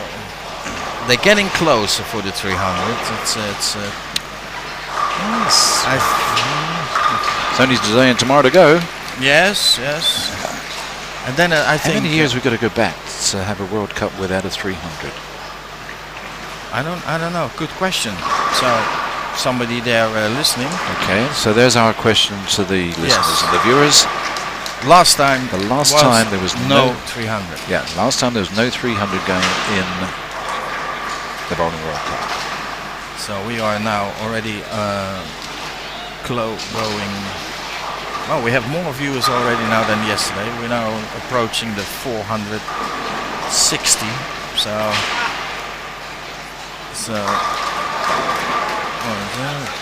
So yeah, it's if there is anyone who can answer that one. The other one with the other question that was about the countries that participate in all the QubicaAMF World Cups or AMF World Cups till now. Do we have that answer? Yes. 13 of them? You know who got that? Wim Sasse. Wim? Yes, yeah. Wim, really? Yes. He had this first. But he had 2 mistakes, and then he rectified like 2 minutes after that. So yeah, don't ask me those countries because well, maybe let me go. So what was it again? Japan, England, Switzerland, Yeah, but Japan's not here. Australia. No, so it was not Japan then. I think he had Japan. In fact, Japan's normally here. Yeah, it is. I don't know. The thing is, I put it on a piece of paper, and I think I threw it away. But it's there are a few countries on that list that I thought from, like Switzerland. Switzerland played every Really? edition. Yes, Really? I would have not said. So the US would be one. Yes. Finland. Yes. Can't be Sweden because Sweden aren't here this year. And it was Australia was in. And I have a bet that next year we're going to break the 95, which is the record. Yes, but Roger, come on. Everybody, we had Judith as well, and and it's going to be so good, and it's going to be, but nobody still wants to say, just whisper it, where it's going to be next year. Whisper. Can I? No, you're not allowed. You're not allowed. I'm not allowed. No. It's more than my life is worth to tell you. Yes. How many? It's, We've only got to wait, what, 36? but can you- Less than 36 hours. And then we can announce Can it. you? Can you say it's going to be Do you want this do you wanna- area? Do you want to read my lips? Is it on this side of the? Is it the planet? Europe? Is it? Do you know, we should really get it back to Europe because Say that again? Looking at the World Shall we Championship. get it? Should we get it back? You know what? We should you- do. There was You know, talk but- that we would but- get back to Holland. Yeah, but I disagree. You don't yes. want to go back to Europe. You know why? You know why? Why? Go on. Because so far, except of course, because I was involved with that, of course, in 1982 with. Yep. Where do you get this? Here, Indonesia. Where do you get all this hospitality? This is not. That's not European. Yeah, do you know, sadly enough, our 400 and whatever we have looking at us at the moment, they don't. You know, they can see what's on the screen. They can watch look. the comments that we make. Somebody Marek, from hi, Poland. how you doing? Hi, Marek. You know, so I don't think even my partner Sue, she said as well. She says she's been to a lot of them. She said, you know, like Malaysia, Singapore, Australia. Now I'm, you know, here in Indonesia.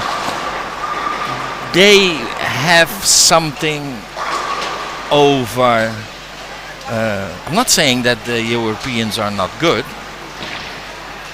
but The hospitality in the region is just amazing. It's something special. And that's, you know, and unfortunately, you know, you and I are sitting here talking about this, and we're sitting in the middle of Indonesia. It's so sad that we somebody can't has a get gun. that atmosphere across to people. No, because the police guy has a gun against my head, so if I don't say anything wrong, he shoots me. No. Yeah, but it's rubber bullets. Brian, no, Mike, you know- Brian Michael. Hi, Brian. How are you? So yeah, okay. So You know Brian? You know Brian I'm- Michael? Brian and I used to bowl when we were children, and neither of us are that anymore. Give me something. And Brian was he was coaching he was coaching Team England a few years ago. All right. Give me something I can use against him. We used to bowl competitively against one another back in the late 1960s, and then together with a team called DBA going through the 1970s. Brian, Bernie Caterer. That was an interesting team because it was a mixed race and mixed religion team. So you had what? Okay. So Marek says to you. Marek, hi. Hi. Cześć. Okay. Cześć. Okay. Polish. Can Cześć. you now read this one? Hugs from Lucy to Rick. No. Lucy? Who's Lucy? I have no clue. And why are you getting the hugs and not me? That's what I'm trying to say. Marek, go back and get my hugs. So yeah, it's it's when we were talking about the difference in. I think it's of course also culture-wise. Yeah. Yeah. I seen, but you know what the funny thing was? I seen it as well in Japan. When we were in Japan, that was the promotion for the Olympics when they made that tournament. Yeah. So we were in the shop, and everything was, very, very friendly, super friendly. 6 o'clock, the shop closed. 2 seconds after 6, they were not so friendly. Oh, really? No, you could see that it completely changed. But that was from, okay, that's interesting. But other than that doesn't change here. No, here. The friendliness, the hospitality is just here. incredible. It's like it's from. Just amazing. That's incredible. And you're right. You don't see it so much in Europe. But that said, where I lived in the UK when I was a kid, I lived on the southern part of the country and didn't know much more about the rest of the country until I went into the bowling business. Then I moved to a place called Northampton, which was about halfway up the country. And I'd been used to living in a place where you closed the front door and locked it when you left home. And all of a sudden, everyone's front door in Northampton was open. It was just so much different. So you do see those changes, even within a country. About I don't know how open people are. I don't. But this part of the world, everyone just makes you feel welcome. Yes. So, but it's not that that a European, let's say, country is not able to host it. But I just what's around it, let's say. I see that the Asian countries are better than that one. I don't think there's been a World Championship in Europe now for a few years, has there? The Bowling World Cup. No, you had the we were in Poland World Youth in Paris. Yeah. No, there was World Junior. That Juniors. was the very first World Junior. Yes. That was in Paris. You're right. Earlier this year. That doesn't count. Yeah, that counts. That counts. And I have to confess, I didn't think of that. But one of the reasons the World Juniors I know was that in because Paris they were hoping to impress the National Olympic Committee at the time when they were selecting sport, and it was too late. But the timing was. Because Paris announced the additional sports prior to the Junior Championships being theirs. So because a lot of countries didn't even see it on the calendar. They just put it on the calendar and nobody's seen it. Yeah. And doesn't it clash with one of the European zones? Yes. Some sort of was clashing with something. Yes. I think the European Youth was only a few weeks either before or after. Yeah. And then as well because if we had knew that, because there were some countries from there were not a lot of countries going to the world, so we have a better chance in the world than. But that's how it goes. That's how it goes. So. Holland on lane 29:30. 29:30. I think she is now. Okay, well we keep it on the ladies there. While Lizzie there wasn't so fortunate with the split. There she is. Her name from Holland is Paling. You know Paling? Paling. You know what is paling with a P? No. Eel. Eel? Yes. You know that we eat the smoked one. So you have broodje paling. And that's her name? Yeah, well. Her first name or her family name? That's her name. Paling? No, not her first name. No, family name. Family. I was going to say, I'm going to change that. No. Hey, would you go to school with a name like that? So, here comes my buddy from down under. Kevin. I'm going to remember as it's back in '95 when we met at a World Tech meeting in Richmond. Doing a great job, guys and gals, on the live stream. Kevin. Hi, Kevin. So Kevin, And I do remember. yes. And his partner is 2 times winner of 2 times winner yeah. of this. Yes.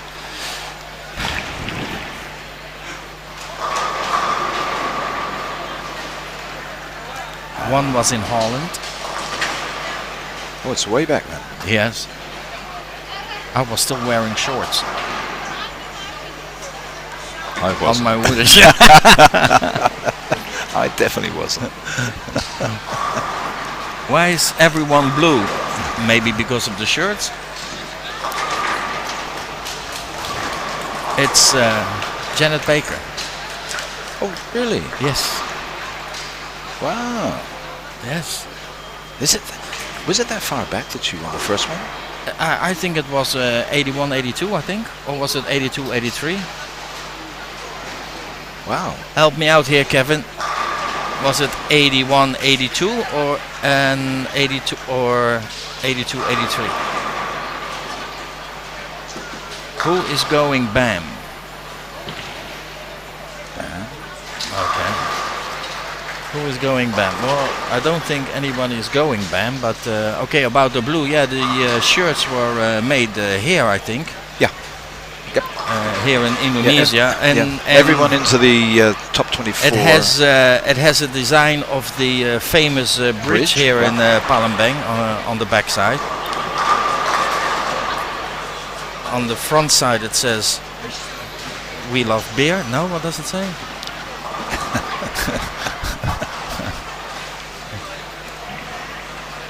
So yeah, it's a nice color blue. So everybody the same. So it's also again a tradition. And how long is if you know? I don't. Oh wait, here comes the bangs going on. I am blue because I'm cold. Yeah, also. Nadine. Oh, Nadine did BAM. Okay, hi again. 2006. How last time? Oh. 2016. Things that Shanghai. Yes, correct. Yes, Shanghai. That was also tough scoring conditions there. So that 2016 I was there. Yeah. So 82, 83. So 82 was Scheveningen, and then 83 Right. I think was Hermosillos. Was it Hermosillos? Oh wait! We have our the book that I confiscated earlier on because there were so many people were asking me so many questions, and so we had Mexico City. Yeah, so Scheveningen, Janet Baker, 83, Mexico City. So Janet won it consecutive years then? Yep. Yes. So she won it consecutive years, and then Omi. Omi did the same. Was it 10, 11 or 11, 12, something like that? And there was one as well where one country won the men and the women. Yes. So the first one in 1965, only men did. Yeah, So- but I think there was only men up until 71, something like that. So the first time that First time the women participated was Hamburg, yeah? Hamburg 1972, yeah. So let's go disco.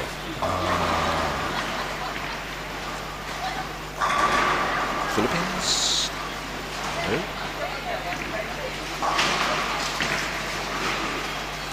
No? Sweden. Yeah, Sweden. In Copenhagen, Denmark. Peter Jung and Annette Hage. Peter Jung, yes, terrific coach, that guy. One of the best coaches I have met as setting out, preparing the bowlers with ball services and playing lines. Amazing guy. Yes, Patrice, that's because you're not here. They need a better coach here on the lanes, but.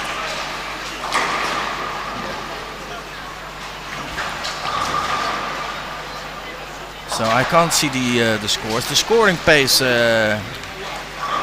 is not that high. It started actually. The first game was we waiting for game number 4, but it's 220, 230s. But there are some good games. But then again, it's been all week here. Pretty tough. We don't talk about Shanghai, about that the lane conditions there, because I couldn't. I was not involved, let's say, or close enough to be there. But here, condition-wise, is don't swing it. Don't try to swing it out. And you tell the majority of the bowlers that they can't hook it so much. Well, then, yeah, there was Indonesia. 234, 222, 247. No, but I think Patrice was the girls.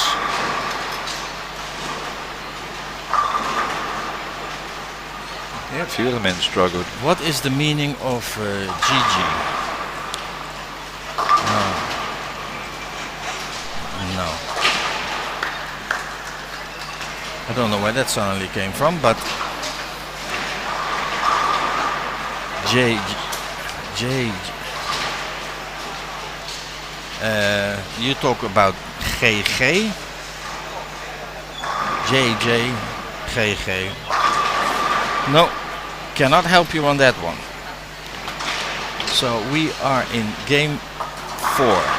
Almost finished game 4, while the men already starting game 5 left of us. Yep.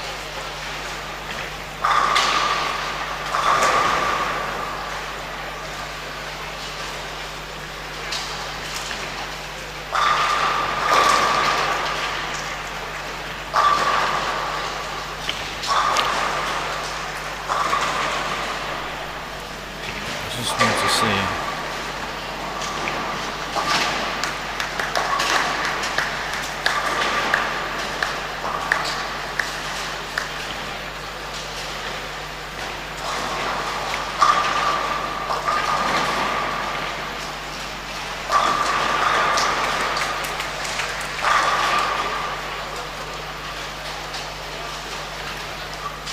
Well, not such a good game of the girl from Slovenia. I think it's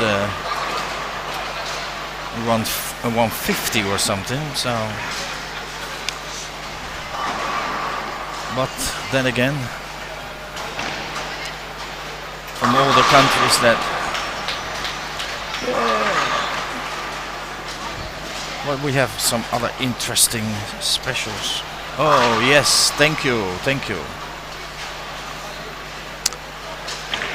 So we already have it now till game 4 already for the men. Yeah. Still the men are in a higher pace. Oh, here is Judy.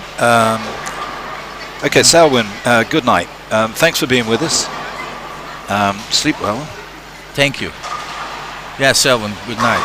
Good night. Okay, then we have something. Hope to be with you again tomorrow. Yeah. Yes, then we have something that. Oh, wait. That is Jetsabar. So that means that they are talking about Germany. So Germany is.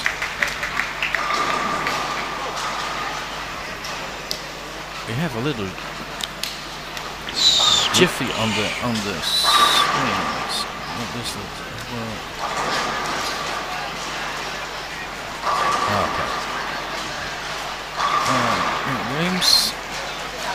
Switch the cameras to the middle pair. Okay, if you no problem, we just press on the button and it's in the middle. So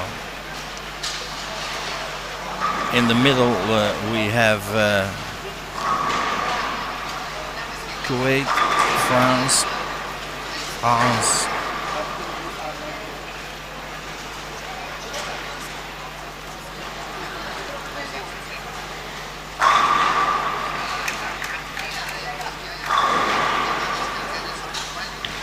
Alright, so camera back in the middle. Yeah. So now Roger, you have to watch, don't bounce the table, because Roger is very aggressive, so he's trying his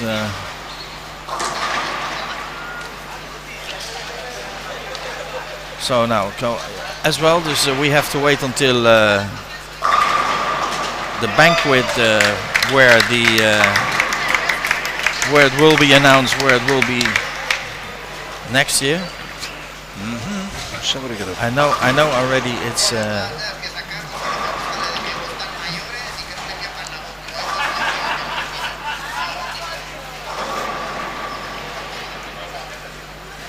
Well, it's a good thing that we then already know where it is, so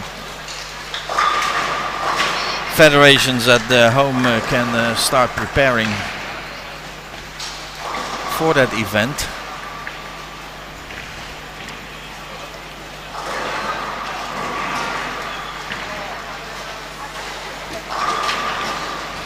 Strange. That could be that. Let me see my. Sometimes I have to do a little bit of maintenance and see if everything is still running on the 51%. Yeah, still good. All good. Gates not in. How they. So yeah, we're waiting for the girls, and we'll tell you what it is. But you can also go online. Online we have QubicaAMF.com. Click on the World Cup, and there you have all the information, live scoring, live streaming, and also the results. So sometimes you have to wait a little bit, because if there is one pair, let's say that's a little bit late, it has to wait until it's free, and then all the data can be imported in the server. So far it's been scoring thing, let's say, no problems. Yeah, we're still waiting for one pair. Yeah, for the girls. No problem. Oh, and here is Janet Baker.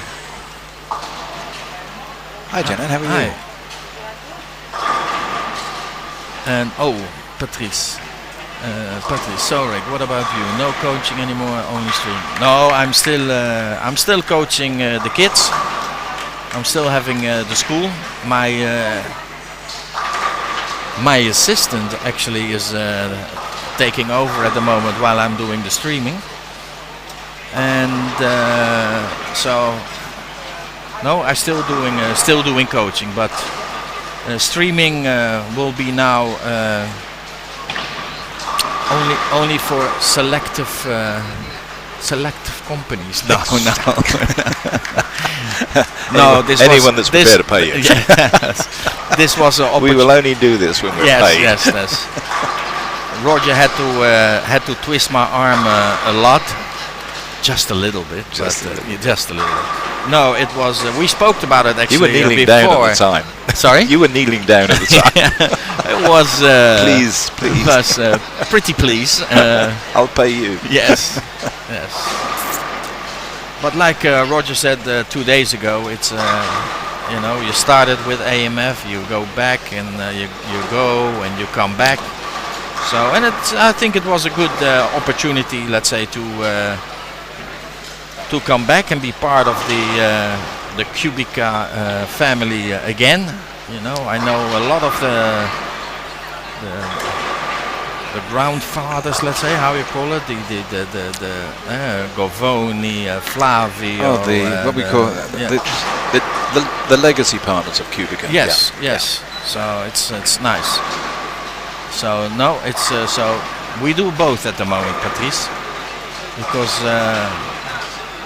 as well, Sue still bowls. So and she is very high in maintenance. So she is at work, and she can't listen with sound. So I can say that I'm safe, I hope. If I come back and the door is closed, then I know that you heard that comment. So Janet, hi there. Still have the Roto RC5 ball. which I won with in Holland and used in Alto Fort Raid in Mexico City. Wow, yes, that's nice. Yes, it's a lot of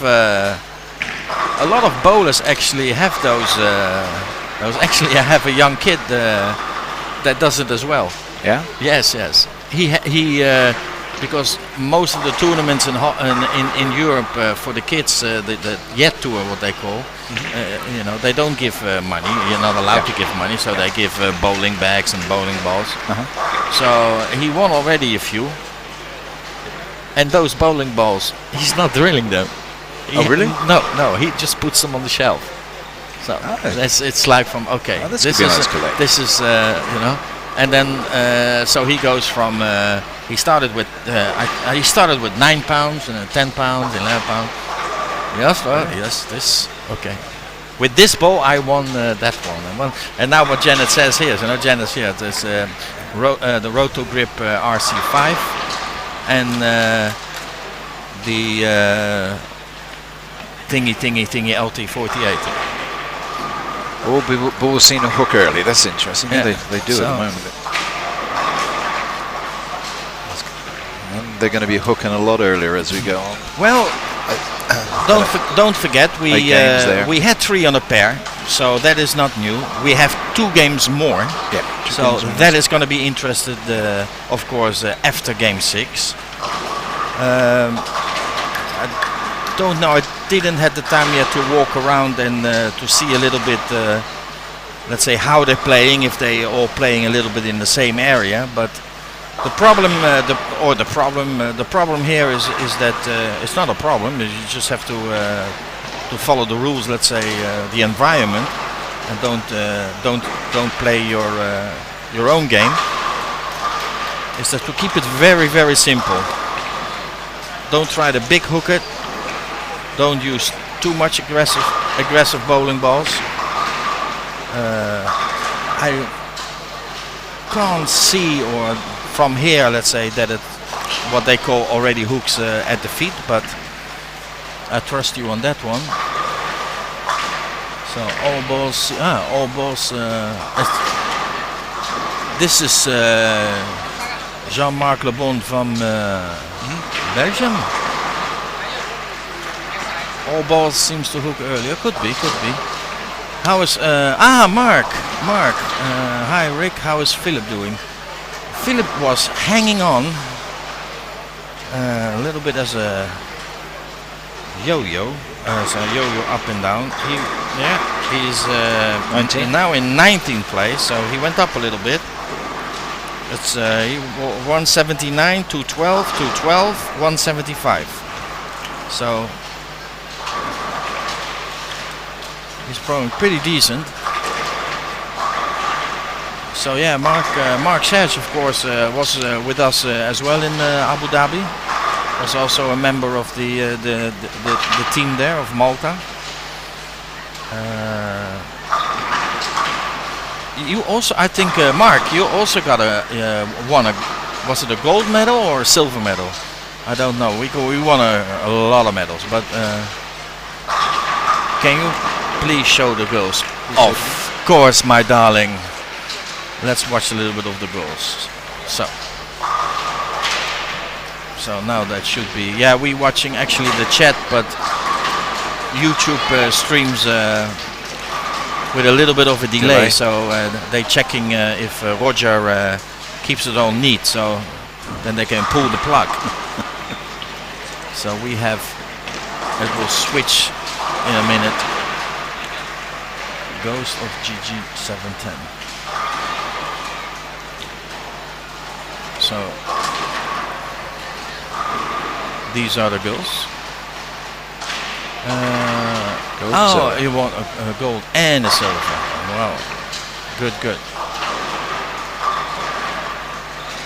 Yeah. So coming back on those conditions, the oil pattern I think is also you can see that also online. It's an asymmetric or shift pattern. It's pretty fair, let's say, between the left and the right. It was not that that all the lefties, let's say, are walking away with it.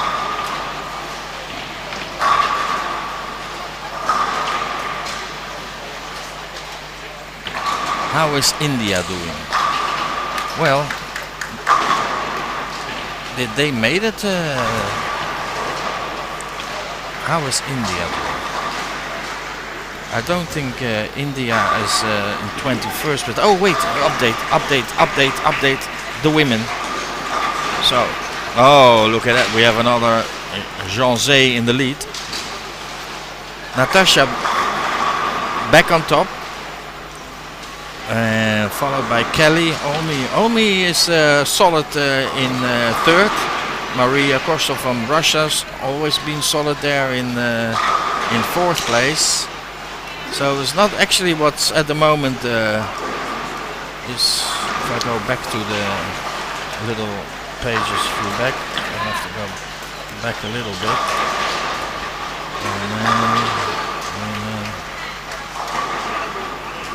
Nadine was 8. Yeah, they're all staying, let's say, at the same position, plus one mark.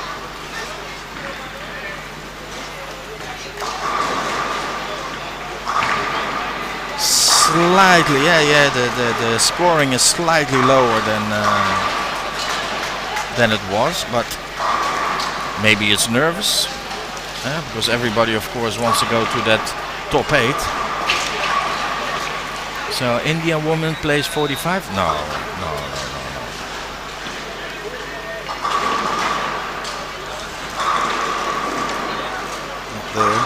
The men. No, I think The men.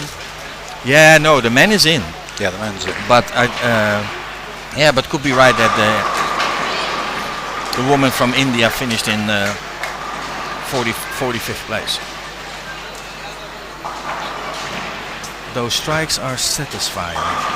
Well, the thing is here on those AMF M-Flight pins, it is what I could understand was a special tournament set that they use for only for the big events, but because the way that this building is built, the sound is just incredible when it hits the pocket. So yeah, it's very nice when it hits the pocket.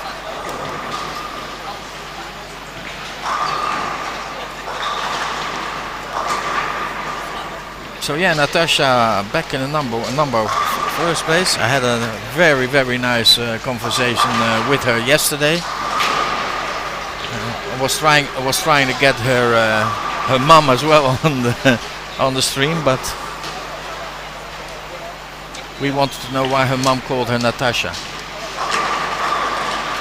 Because for Malaysia it's not a Malaysian name.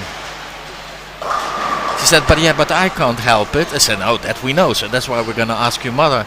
No. So did we get an answer? No, not yet, but I told her this morning that I will find out.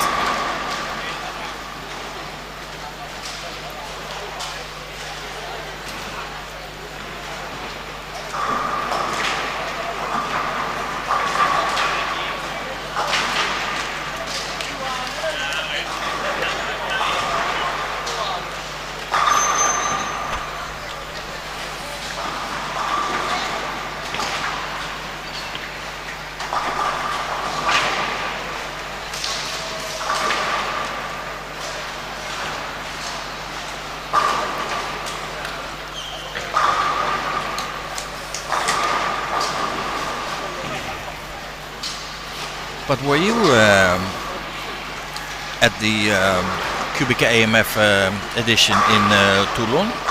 Yeah, when the roof fell in. Yes? Yeah. I never sung karaoke so much there. Yeah. Actually, for me, now, okay. Because we had like a little village where all the... Yes, where now, all the you talked about, we just talked about They Can't Do It. Now, that one, yeah, okay, Shame from the Roof, but that one, still people talk about it. Yeah. Because the nice thing is that everybody had a bungalow, Oh wait, does somebody know which ball Kelly is using? A round one.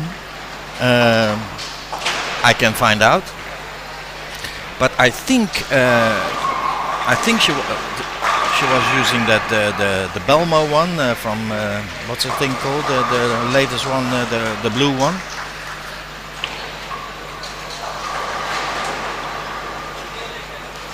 What she's throwing now, I don't know, but it's a good ball because she's front six. Front five.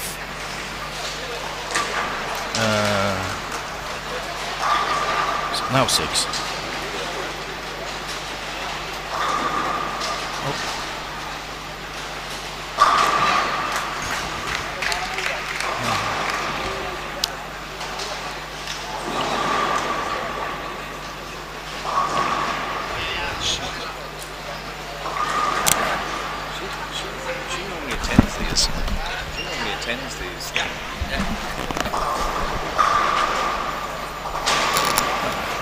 So yeah, does anyone wish? Well, we can, if you really want to know, we can find that out for you. Dubai is a great country. Yeah, I had a great time there. Dubai is not a country. Sorry, a city. Dubai is an emirate. Yes. It's one of 7 that make up the United Arab Emirates. Yes, The promotion. others being Yes, Abu Dhabi, yeah. Abu Dhabi, Al Quain, Fujairah. Could be. On that one, I'm not so. Yeah, there are 7 emirates that make up the UAE. Dubai being one of them.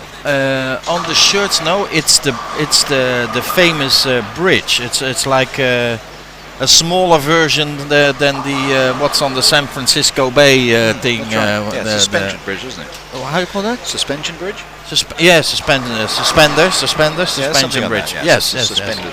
Yes. It doesn't, it doesn't work anymore because in the old days it could actually go up in the middle, but that doesn't work anymore. But yeah.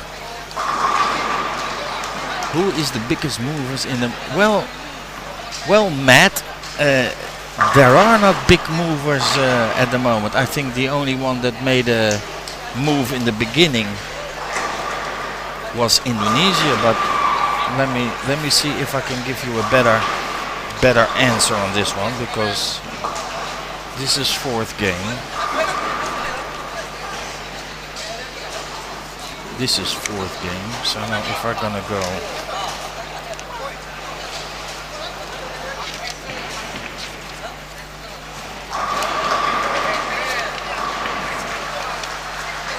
so now we can tell you, because now we have them with the men, the biggest movers, let's say. So top 4 with the men didn't change.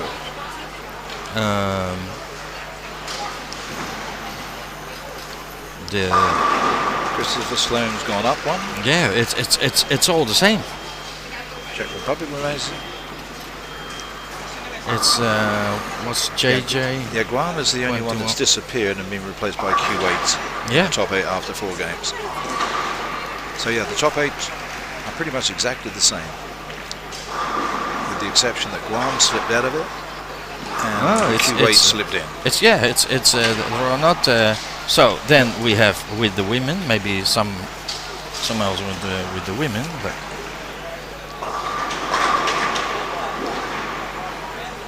so we only had that little.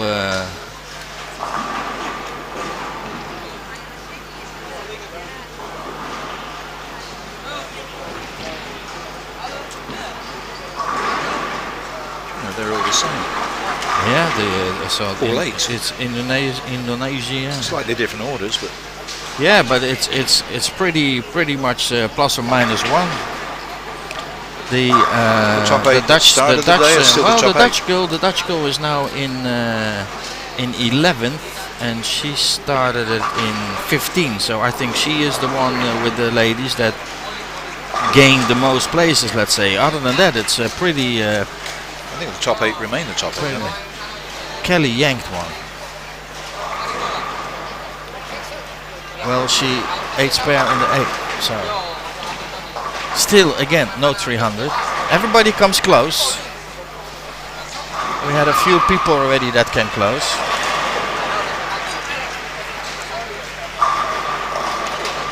But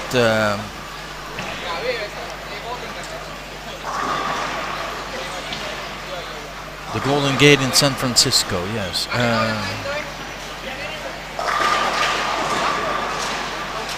So they shoot 5. Yeah, but are still the men tempo-wise, they are still a little bit in front. Quicker. Yeah, a little bit quicker. Not a lot, because normally the men are playing much slower than the women. So we will keep it in the middle. Who is playing fast? Who is playing slow? I bet she is using a high road.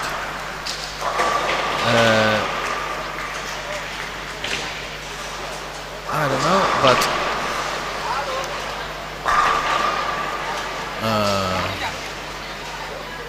well, they're just walking around, so that's also not. But hopefully I will find that out what ball she's using. Well, looking at the last 2 shots, it's possible that she will change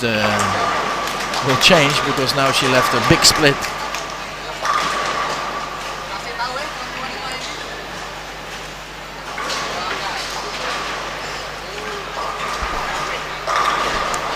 Is QubicaAMF going back in the bowling ball business, or?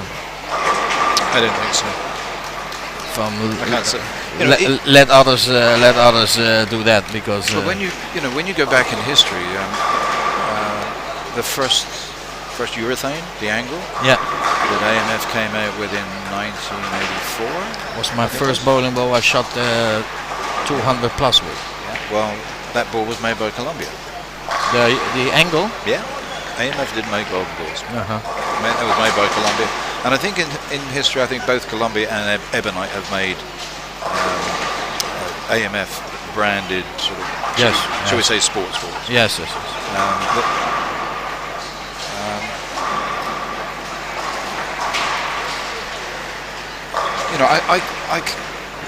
I can't see us getting back into that business unless someone took the view that we needed the brand to be seen on a bowling ball more than it is at the moment. But I can't imagine us actually making that ball. We'd probably go to someone like Storm and say, we value our brand. If you value it, go and make us a bowling ball. My angle got split in half. Yours from Vier, but an original angle. I mean, we talk about the original angle from. It's over 30 years ago.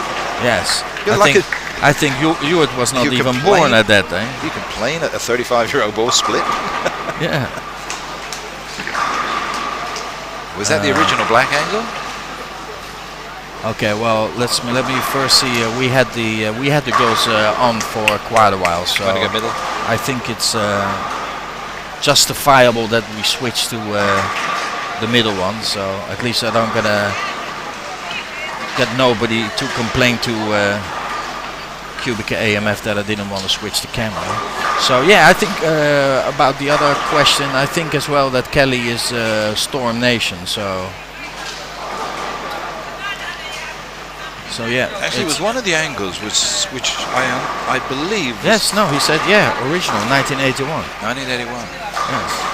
You see, already that time Columbia couldn't make any good bowling balls. Huh? I'm sure the angle didn't come as early as that. Yes. Yeah. No. Sure? At 81. 81, I think might be a bit Let early. me see.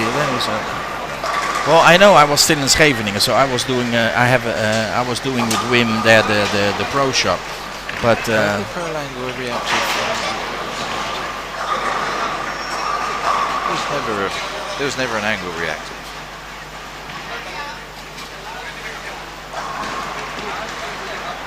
Yeah, I had the.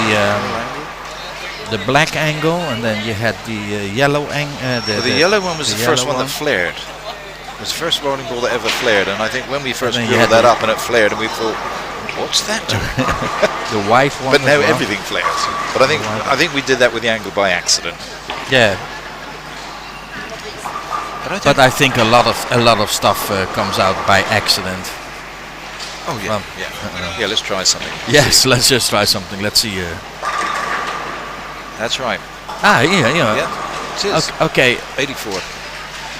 So this is the one who just that's the famous Le Bon, or is it? Another. No, it's if it's the Le Bon that I know, he's a very good bowler. Very good bowler. Not as good as me in my old days, but he's. I give him all the credit now. Evening once again from Australia. Oh, it must be pretty late there. There was a purple ball many years ago. That was angle name. Wasn't that the Excalibur? The first one? Uh-huh. First reactor? But I cannot. I cannot. You know who is actually good with bowling balls? You know, let's say the history. That's Dom. But there could be. Was there a purple angle? I don't remember. A grey angle, yes. Yeah. Oh wait, Dom. Has there ever been a purple angle? You remember a purple angle? I know. I know. I What, know. a pearl? Pearl finish? Yeah, there was a purple angle. No, I don't think it was pearl, it was urethane. Gold, black, grey. I hope Australia isn't burning. Yeah, the anymore. gold one. Was Matt Carlson won a What, Janice Baker Pro Tour Kitchen? stop on it with the yellowy one. They were all triangle with black. That was yeah. I think. Actually, I'm not sure. So what was the first They were reactor? purple. Was that the Excalibur? Yeah, the The X. Excalibur was the Yes. first reactor, Yes. and that would have been about 10 years after the angle was introduced, which was 84. Yes. No. That I think that Mark Le Bon was right then with 84. Yeah, 84 was when the first angle. So came then out. I don't know. Then I think The Excalibur was probably 80. And I about think 94. Hewitt is then Hewitt is with 81 a few years.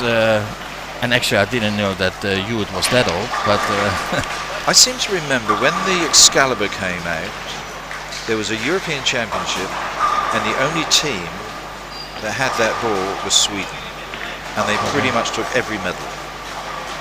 well, because the thing was And at it that was time some- when it the was a- angle came out. Now, this was in the 90s when the Excalibur came out, first reactor. Oh, when the Excalibur, yeah, but that was also the same in the States.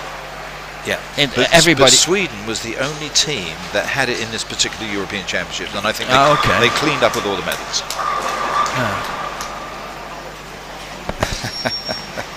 Yeah, there was a purple angle. Yeah. Yeah, there was a purple angle. Yes. Dom, thank you very much. Yes, we just. Yeah, there definitely was a purple angle. We just. In fact, we've just seen a picture. Yes, of we it. just. It looks pretty. We just googled. We just googled it as well. She said, "Google's is your best friend." I said, "Yeah, we just googled it." You know. Do you know, you're talking about Google and the fact that we've just been able to pick up a picture of that ball. Many years ago, when before Qubica and AMF merged, it would have been, I would imagine, around the middle 1990s. We were sitting in a restaurant with some of our American cousins from AMF, and we were discussing Al Capone. And we're sitting there arguing about where he was when he died and what he actually died of. Now you ask Google. I remember sitting in that restaurant all those years ago when we phoned a library in Chicago to find out what the answer was. And now you have Google. Google knows everything. But in those days, Yeah, somewhere at a beach house, no? yeah, we sat in this restaurant. We said, what? No, but Capone died at a beach house, no, or something like that. don't Not know. in jail. He died of a sexually transmitted Yes, disease, I think, yes. syphilis or something Yes. like that. Was he out of jail? I think so. Yeah. No, yeah, well, that's Well, has ask nothing Google. to do with bowling. Ask Google. Now we can ask Google. Yes. It's Google. But yeah, about that Excalibur. When 1992, you know, okay. when that came, let's say on the market in the United States, all the let's say the profis that were not on the ball contract, they got a little bit scared because that was something completely different. You see, when we brought out the angle in '84, although it was made for us by Columbia, we had our contract with Columbia prohibited them coming up with a urethane ball within a year. Sorry? When we had that contract for Columbia to make the angle for us back in 1984, Yes. Yeah. that contract excluded Columbia making a urethane ball for a year. Oh, okay. So we had the first year. First year. Yeah. Okay. So I don't know what's Judith. I'm sorry for all the animals. What is it? Yeah. Sweden, they kicked us out of the building. Yeah.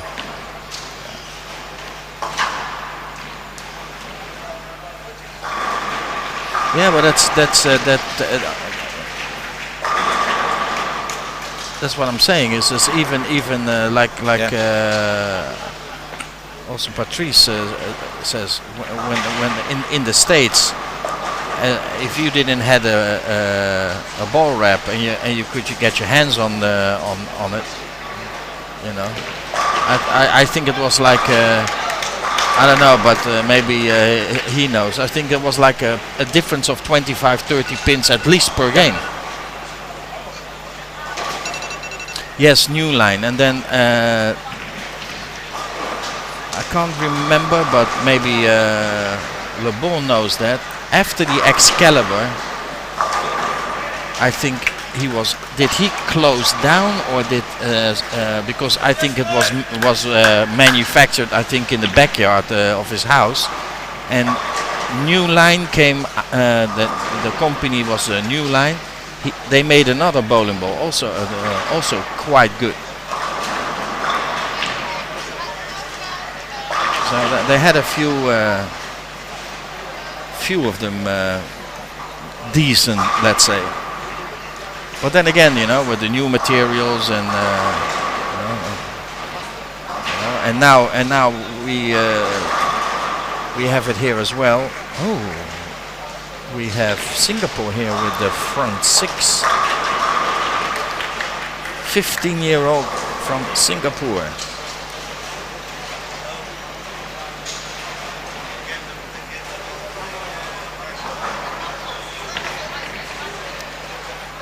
And we said about, because Singapore's sent two quite young players here, haven't they? Sorry? Because I think Singapore, both of the Singapore players here are quite young, because Yes. I think the national team at the moment is going through training for the SEA Games. Yes, I think they are going through. Mind you, through these kids are good. Through some changing, yeah. Yeah, you see, yes, it was. Okay, that was now Dana rides the AMF Ninja. That was the first reactive bowling ball. Yes, that was very good. Yes,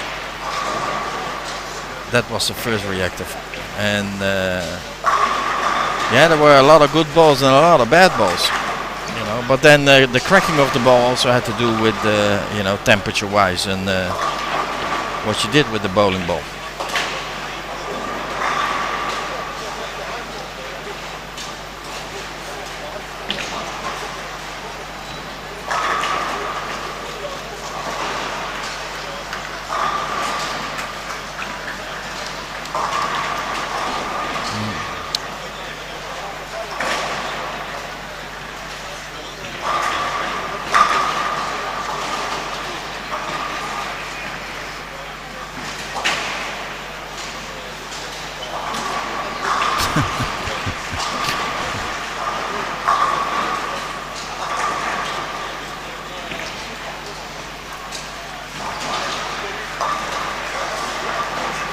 Yeah, so then it looks like that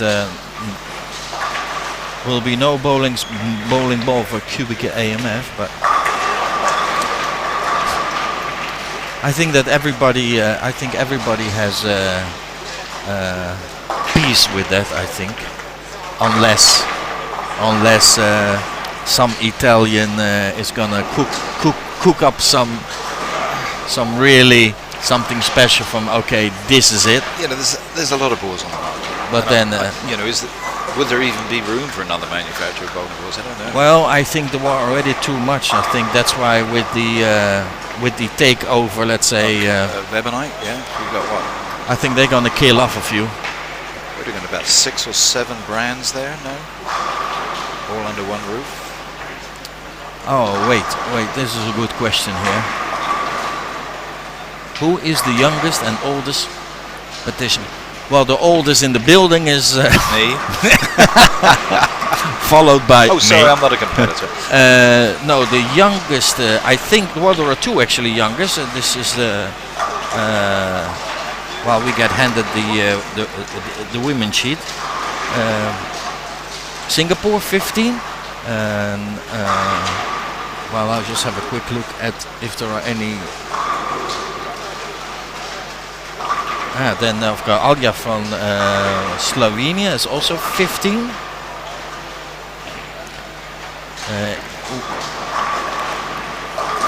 The youngest, but the youngest that played. I don't know. I only know that Alja also played last year in Samstown, so then she was 14. Youngest winner to date was from England, 17-year-old. Yes, yes, I remember. She was, I can't remember. I know she was 17 years old. The year, I don't know, but it wasn't Pauline Smith because Later than that. it's later.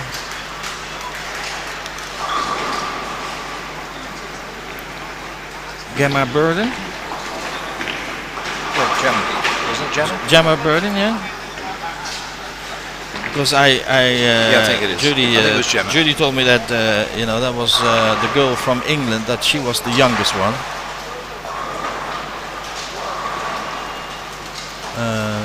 The new QubicaAMF plutonium ball.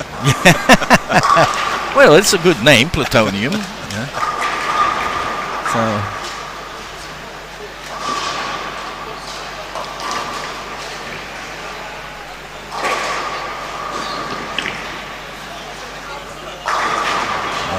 Well, we keep it neat on the stream, Mr. Ghost. So questions about bowling and stuff like that, no problem.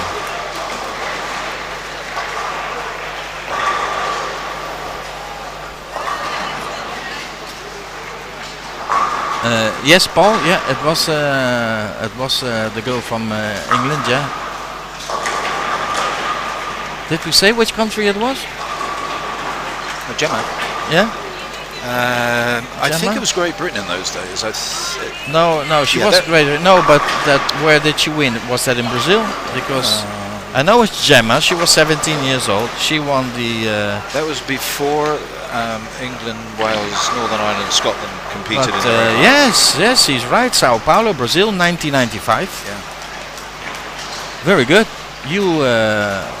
You won this round, so you can you qualified for the next round. Yeah, Paul. That's right.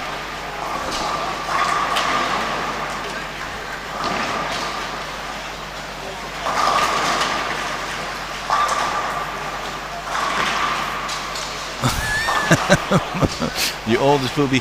Well, you have to listen, of course, Mark. What I think it's Mark who's who that.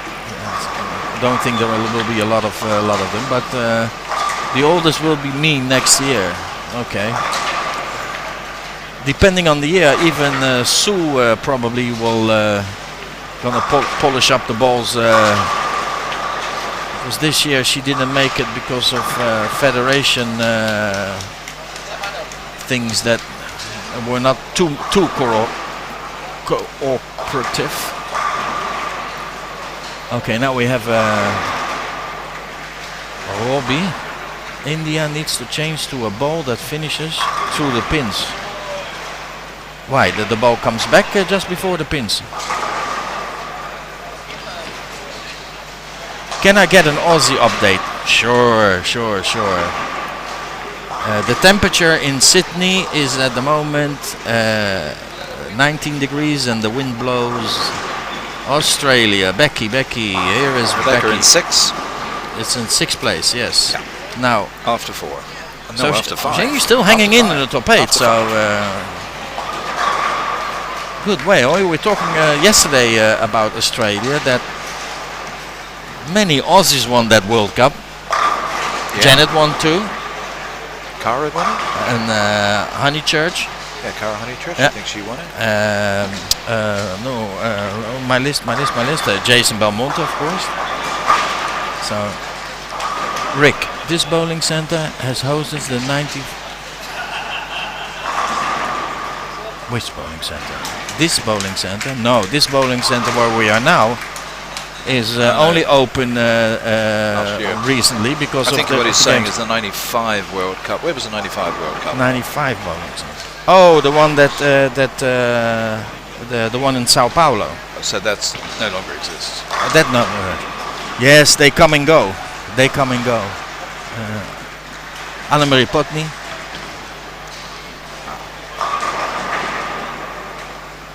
Sam Cooley last year.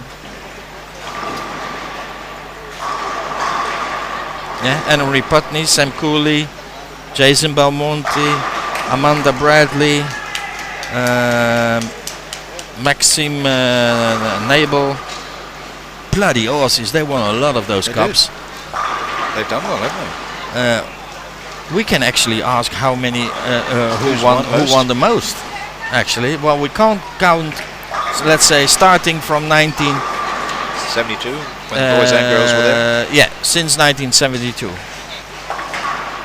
Which country won the most editions of the QubicaAMF World Cup? Because before 73 there was only the men. Because the women were nothing. They couldn't bowl. They had to be in the kitchen. Oh, Rick, yes. I'm glad you're saying that and Yes, not me. yes. I'm here. Nobody can. Well, if my computer open and sounds like a hand will come out and grab me, but yes, it's me. Long time Belgian team. Yes. I'll be back for the European End of the Senior. cup. Oh right. Then I see you there because I will be in Vienna as well as a senior supporter. Nadine, yeah, she is 27 short of the cup at the moment. 5 games in this morning, and she is 27 below the cup in 9th place. Okay, this Bernie can never behave himself. He Never? just no. He always has to mention the tour. He comes on every live stream. He is a bowling fanatic. Don't get me wrong, but he's from the other side. Some huge centers have gone too. Never believed the celebrity sports in Denver. Showboat in Las Vegas. Whatever. Yeah, well. Yeah, Showboat had 120. Yeah, 120 lanes. but I also think it's real estate, huh? It's Yeah, because you the need- whole casino was if just... I look here, this is a huge complex, and this is only bowling. So, and if you need, But in Las Vegas, there are still quite a number of 70 lane centers. Quite a yes, few. but for that town there are how many are there? 3, 4? What, in Vegas? Yeah. No, more, much more. So it's not easy. Not only on live stream, his Facebook site is full of it all the time. Okay, I think we are missing some of the. Oh wait, you talk about Bernie. Showboat had 106. The lot is still vacant. Wow. The lot is in Vegas. Wow. So that was off the strip. I'm not so. I'm not so familiar. Yeah, no, it was off the strip. So okay. How many lanes are there in total? Where? Worldwide?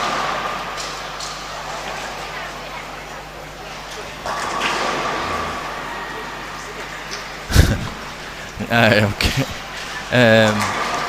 So yeah, that tournament is in from the 1st until the 10th of March.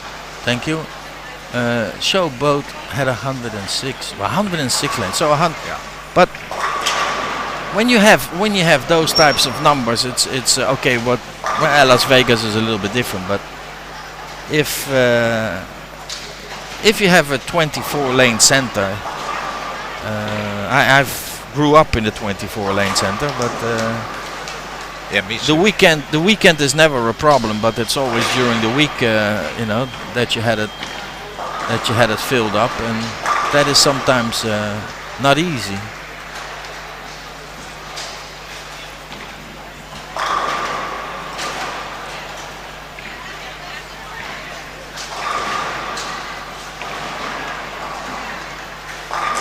Ah, okay. So it was not 106 it's 70 and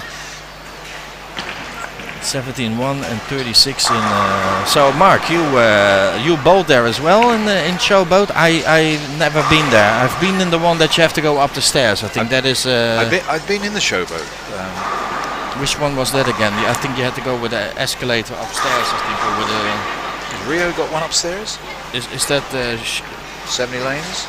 Yeah, could be. Yes. Could be Rio. I think Rio's got a 70 lanes. Then there's Texas Station, I think, has got about the same. Could be Texas Station, but so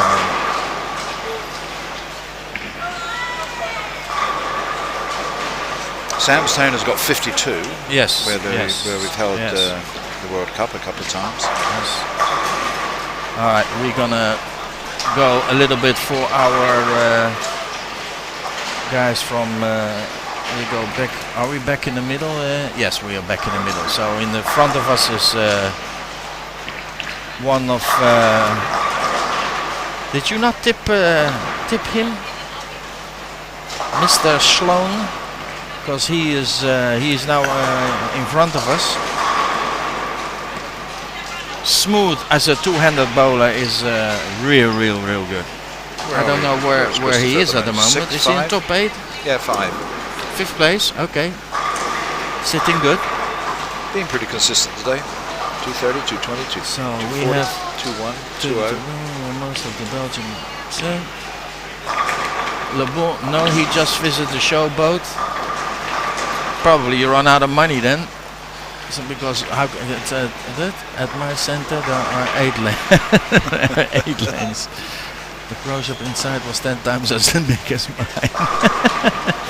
Yes, that's sometimes they set it up big. Good Showboat memories. I swam in the pool with Mark Roth and Nelson Burton Jr. Oh, you talk about I got stuck in an elevator with. You talk about 2 bowlers. Mark Roth, I never had the pleasure to meet. Nelson Burton, yes. So over the years I met also thanks to Wim Sasse, we had some of the Americans coming over for demonstration, and he did a lot for the bowling sport in Holland. So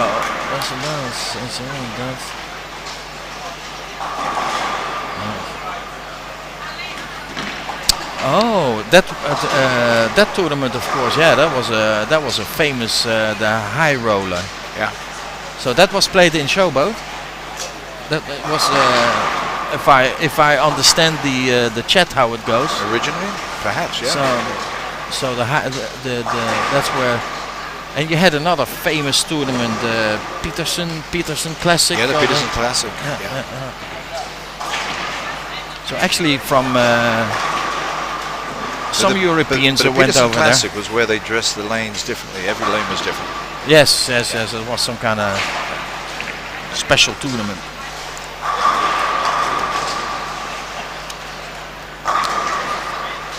Yeah, and then they travel all the way from Europe to play that tournament.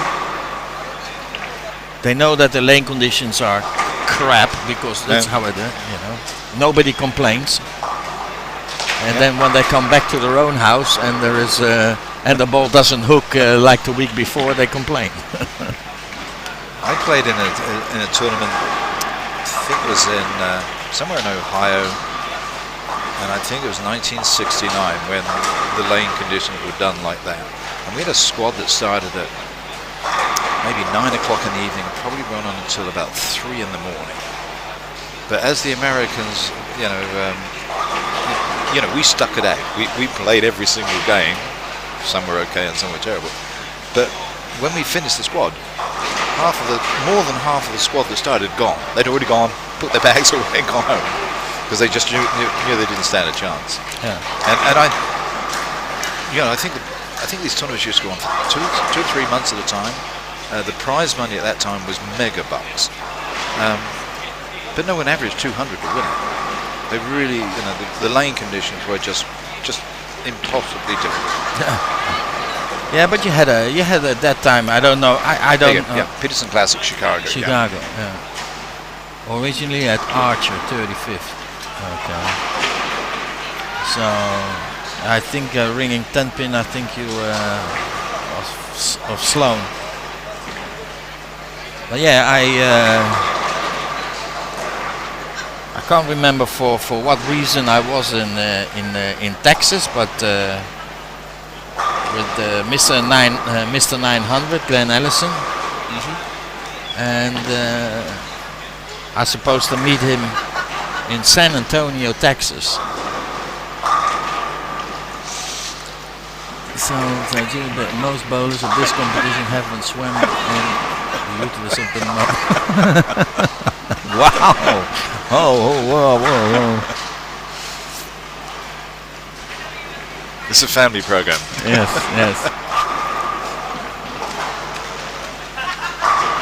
I was a 20-year-old lame man.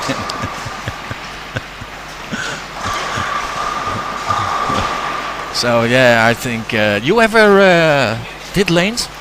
You ever did the with the spray gun? Oh yeah. Oh yeah. Yeah, it's I because when I started as a little pin chaser Saturday morning, do the I never swum with a pro bowler, but I did get stuck in the lift with Marshall Holman once in Paris. Yes. And Marshall Holman is afraid of confined spaces, so it wasn't a lot of fun. Oh wow! It was a pro tour that we held in the Bois de Boulogne in Bowling de Paris many years ago. But Marshall and I were leaving the hotel together, got into the elevator, the lift, the damn thing stopped halfway down. And he is, claustrophobic? Yeah. So he wasn't a happy bunny. But, we got into the bowling centre and he just switched it off and he went back to being Marshall Holman. Yeah. But I didn't swim with him. No. I also Have didn't. You ever swum? I never swum with the pros, but I never swum with the pros. Dance with the pros. I don't dance. I don't know. Could be. Yes. On the bank with one of the American. So that one, yes. A month ago, lane machine was broken. We did the lane. We used to do lanes by hand. Yeah, you regularly, can still. regularly. Yes, I did that with the spray gun. Yeah. Then we got the AMF Unimatic. Yep. And that was already the early first. B90s. The first who applied the oil direct. That's right, didn't it? Wasn't the Unimatic the one that sort of disappeared in a cloud of oil as it went down the lane? Yes. It was like you had your your cloud of cloud of oil. Hidden But the thing inside is, there was but the thing was, you know, the gutters, the cappings were all shiny, always, always. You know, everything was with oil. Everything was with oil. You know. Yeah. No, we did. I don't know if Wim Sasse is listening, but yeah, that was. And then of course he had, but he was a fanatic, Wim. Oh my God! So he had two things, and well, wait first, because let's first see if he's listening. Ziggy, hey Ziggy, hi. The elevator lift story with Marshall sounds even better to me. Yeah. So yeah, he had up to third.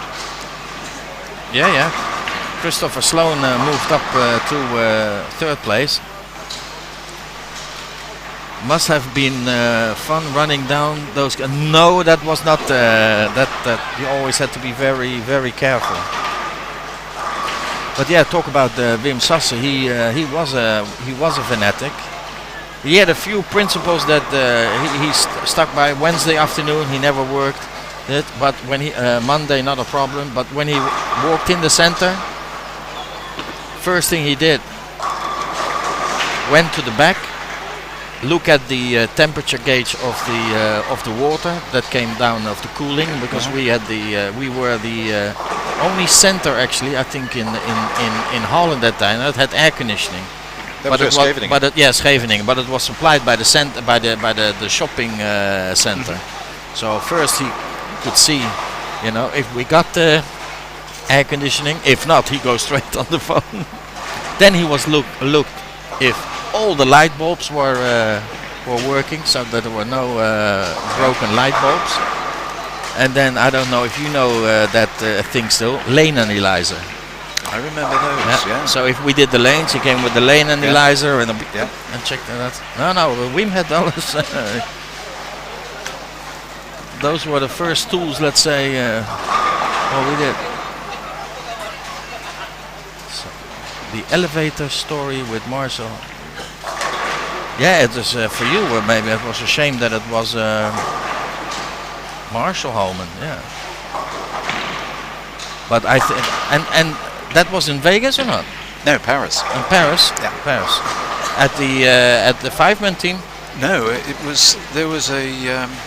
I don't know how we managed to do it, but we brought maybe a dozen PBA players over, and in the bowling centre where the 5-man team event used to be held. Because Paris. Bowling to Paris. It was held in that centre. And I think it was before the extension was put upstairs. Because it was originally a 12-lane centre, and then they put another 12 upstairs. And I've got a feeling that it was at a time when it was only a 12-lane centre. And Marshall Holman was there. I'm just trying to. Wayne Webb. It was a good lineup, a good field. Yeah.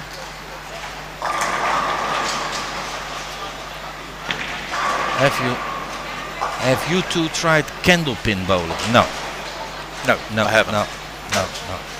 I know what it looks like, but I've never tried it. No, 9-pin bowling because I spent a lot of time in Germany. I tried it a few times, but and there are three different 9-pin games, aren't there? Yeah, you have Ashfeld? that's like almost like a concrete lane. Yeah. Then you have it like a bowling lane. Yeah. And then you have the sheer, and then you have the scherenbahnen. No, the scherenbahnen means that it's like a scissor that starts narrow. Yeah. And that's wide. Right. That's right. So those are the two. And one of them in competition has a time discipline. Well, that I don't know. Yeah. You know, I don't know if it's a penalty for taking more time than you should be allowed, but could be introduced here. Yes.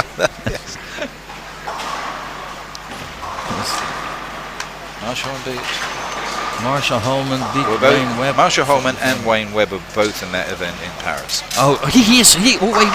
Here is Wim. Here we go. AMF Grand Prix Baker won 1984. Okay, I was just talking about you. Hi, Wim. How you doing? And what is the oil So of this 1984. event? That was. Well, here we're using the AMF QubicaAMF oil. I have it somewhere.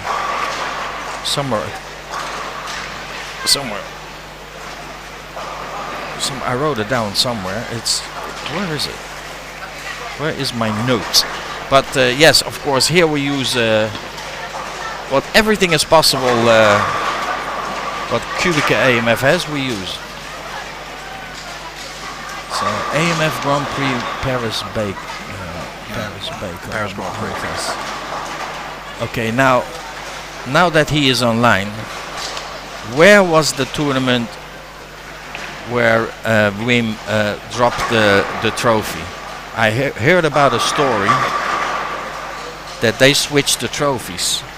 Oh, really? So there was a very nice trophy as in first place and a not so nice trophy in second. I think Wim Sasse won the tournament and they switched the trophy. I think I can be mistaken, but because we over the years you hear so many stories, but it could have been somebody else. But I know that he asked them once from, listen, this is not a trophy, and if not, and it went boom, he dropped it to the pair on the left. Sure. And then the next one says, no, please stay with the cam. Yes, and then the other one says, no, please stay with the cam. Oh, sorry. So the top 4 World Cup winners since '72: USA 8 men, 8 women; Canada 4 men and 6 women; Philippines 5 men, and then 4 of those Filipinos must have been Pang. 4 women.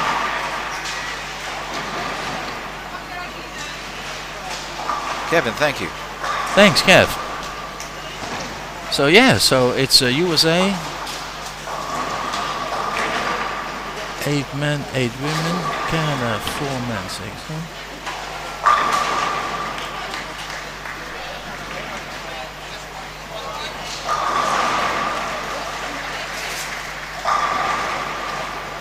Oh, look at that. So it is Australia 2 men, 6 women. So it looks like in Australia the women have the power.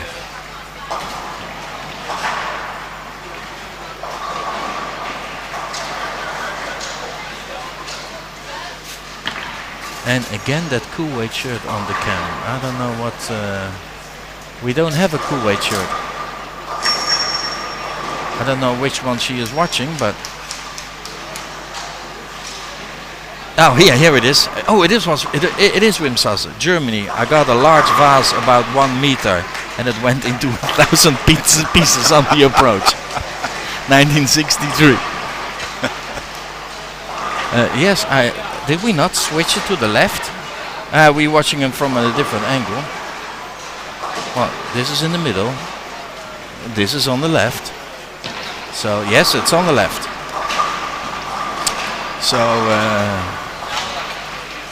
Wow, that's 63 is a very long time ago. That's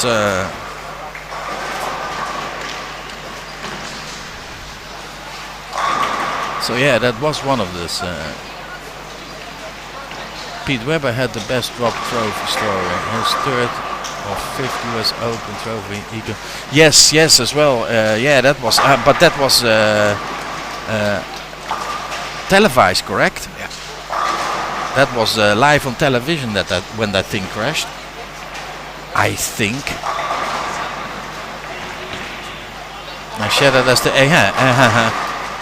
no, to the ground and shattered as ABC TV was rolling the credits.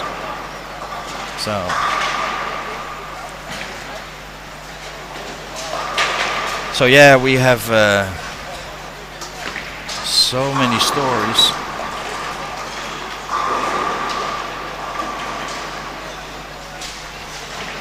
How's my boy doing from Malta? Oh, he went to 21st. It's or 200 or 170, nothing in between.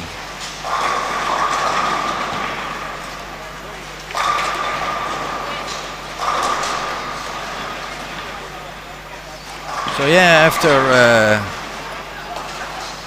after 3 low games, Francois went back with the 232. Because he started good, 224, 226, then 173, 149, and a 170 game. Back now with the 232. So the mighty South African Mr. Pop. Christopher Sloane's doing very well again. He's played well. Played very well today. 230, 220, 240, 218, 209, 258. He's on 250 again here. Yeah, Sloan. Yeah. No, it's how you call that? It's a force to be reckoned with. Certainly making a run for it.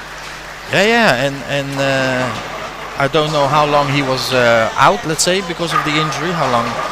I think 5 weeks from when he had surgery.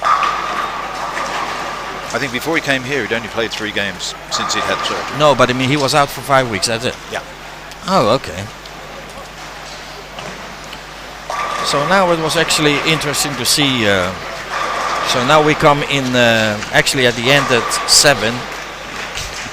So this is actually for them, for all of them, the first time that they play more than 6 games. So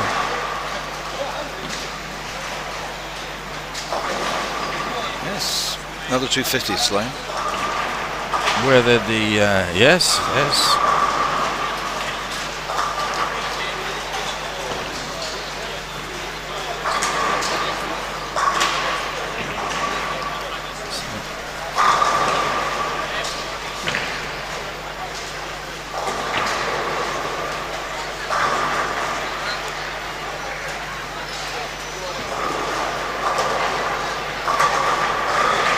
Yeah, and another strike there for Sloan, and I just stood up to see where he is. He still has room to move. So 258 last 2 games, very good.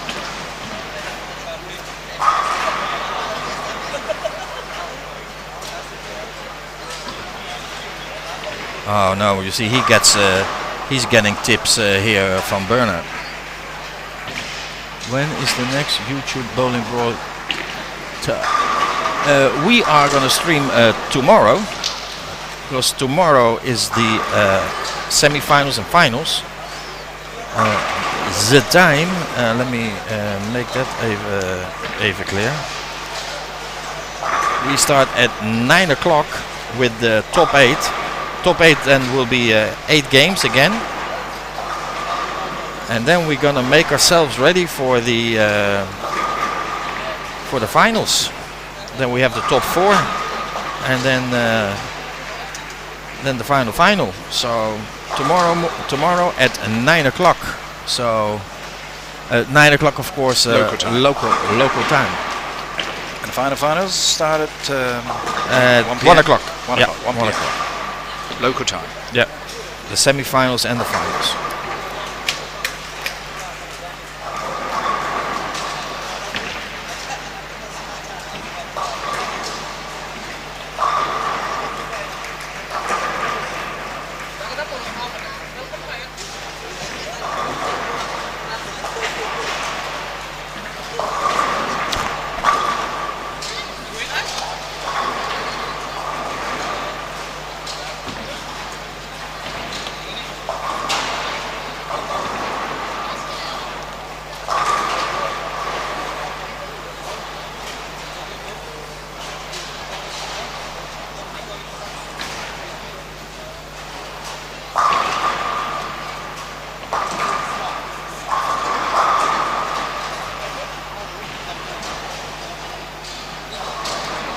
Okay, now we can watch a little bit of the women, but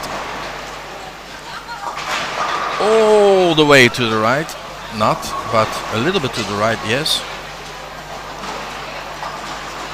So back here on the viewing pair, we have 6 lanes here. So Kelly Kulik and Izzy from England here on the lane. So yeah, we also have to give some time to the viewing time for the girls.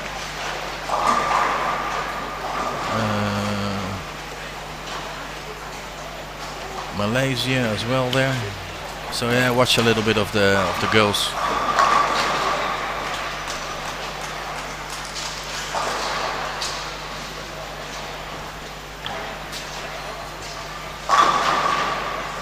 So finishing or halfway through game 7. Well, actually here in front of us in 1920, they finished already game 7. Yeah, the men are half a game in front. Yep. And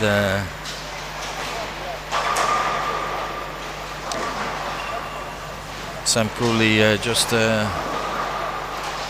refreshed himself with some new body lotion, ready for his last game.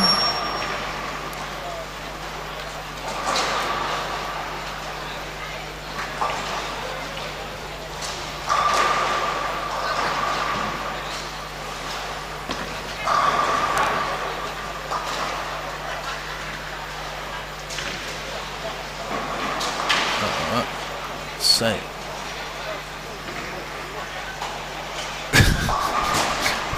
That was too far. That was too. Well, I can't. That I can't.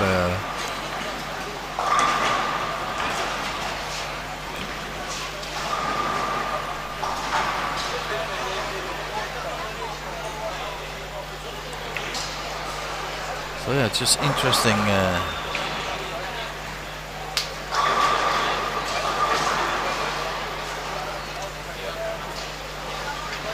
Interesting to see as well that Michael Sasse is helping the Slovenian girl a little bit with the bowling.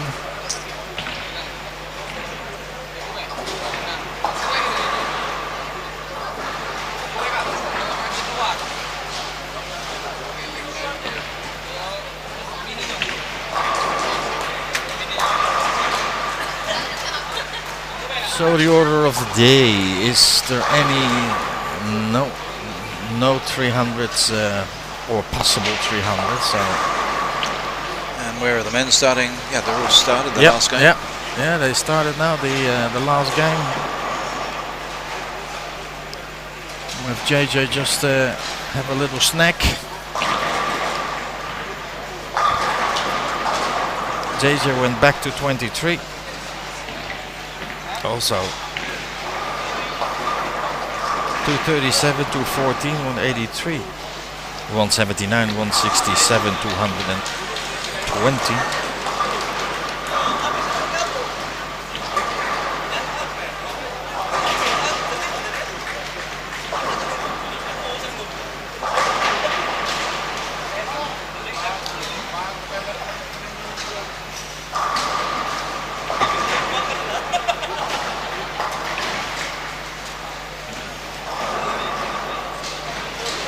Yeah, still possible on that a few can crawl in, let's say, in that top 8, but it's almost pretty settled, let's say.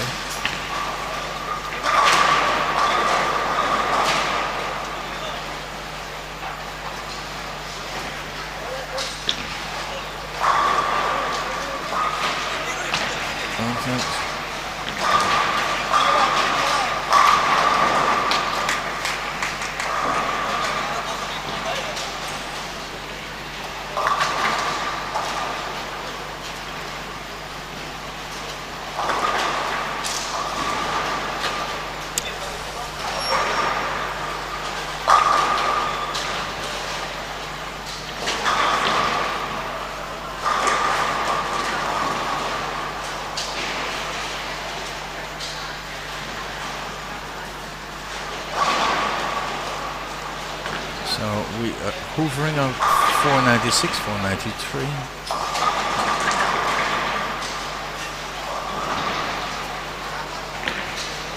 Oh, here we go into the politics. Don't think it's a good thing to go here in politics. Oh. We have a pin in the gutter on 20.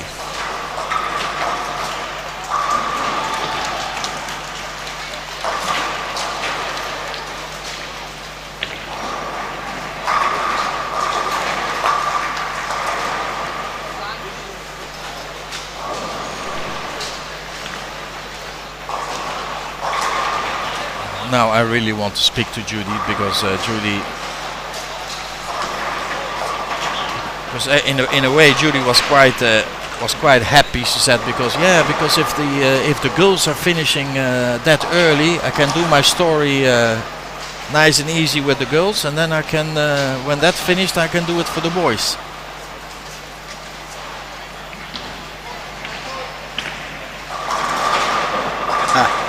Oh, and now the ball is stuck.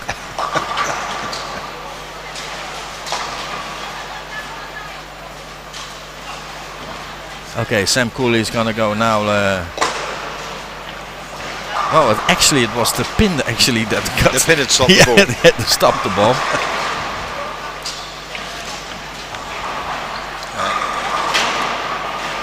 They changed the scores. Yes.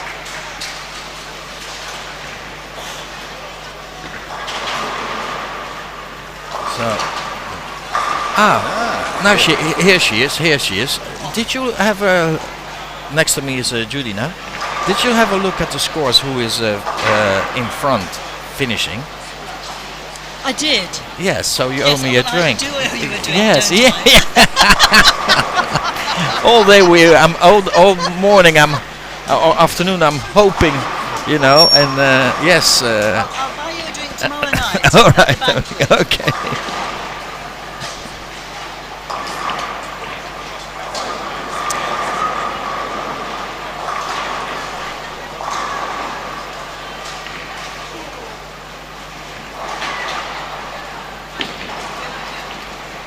Yeah, Christopher Sloan. It's. He's playing better than anyone else in the top 8 at the moment. At the moment, he is hammering at the moment. Yeah.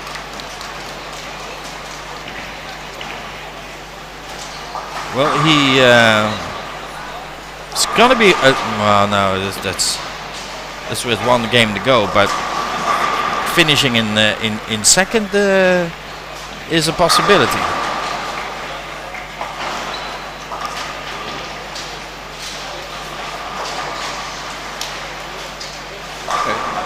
He's 250 closer to the leader than he was at the beginning of this eight-game block. Philip Rupetta went back up in 18th place. So yeah, for the listeners that I said Philip Rupetta was the first male bowler that made it with the men's section. This is not true. Yeah, Christopher Sloan is 100 more than his closest. Look at that. We have closest competitor in this 8-game block. It's 100 pins better than anyone else has done. Oh, in this block, Yeah, yes, in this block. yes. I don't know. Maybe he can go for a record.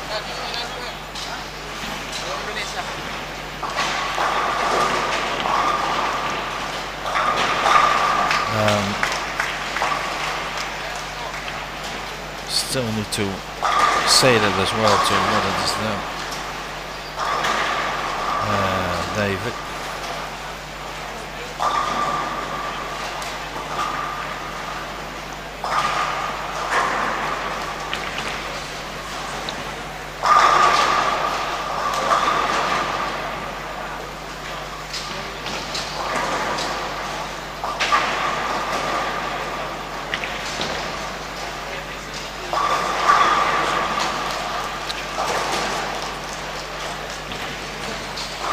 I'm a bit quiet because I'm typing.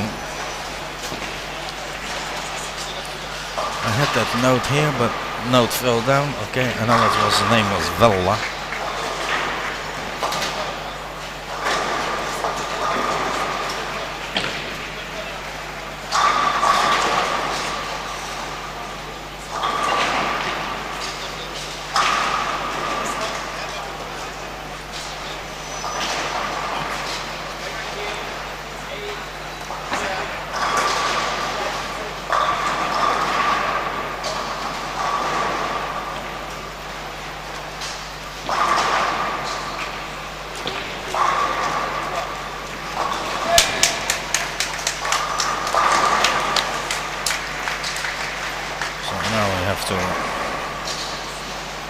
Send that to the woman, to the mistress.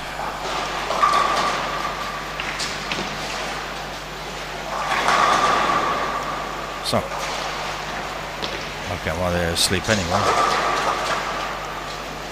Okay, all the back, everything is updated. So, killing is now starting.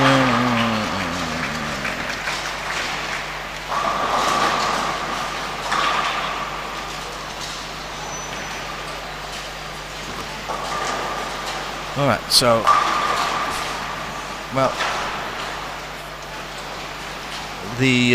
well, the girls are gonna finish Way behind. Yeah, there's still soon about- their game. They still have a game to go. So what I will do is I will switch to the men.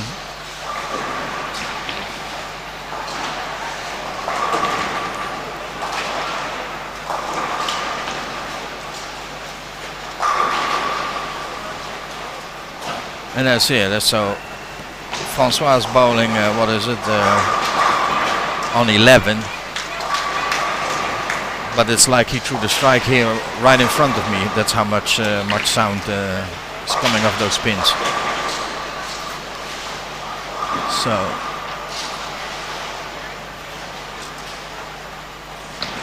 All right, Bernie. It's enough of this stuff. Like I said before to the other listeners, I can do 6, but you also need the internet. So, and that is not available here. So that's all. So you can switch by yourself if you have the internet. You know this is a QubicaAMF event and not the other event. So.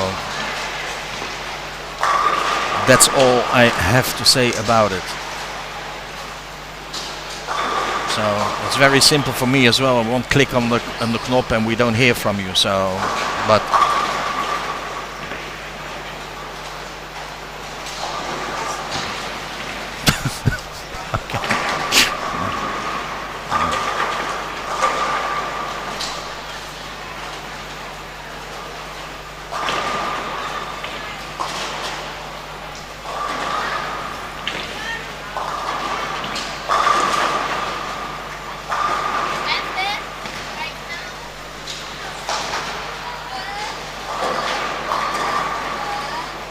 I explained it actually already a few times. That this is not low bandwidth that we are streaming. So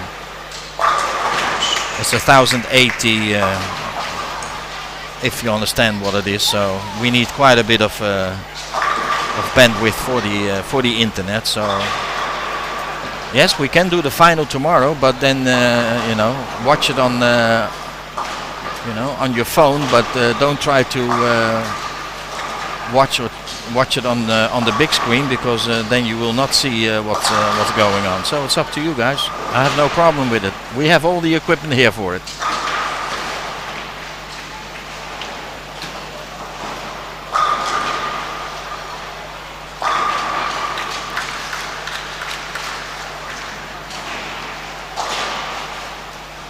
Okay, well, here we go.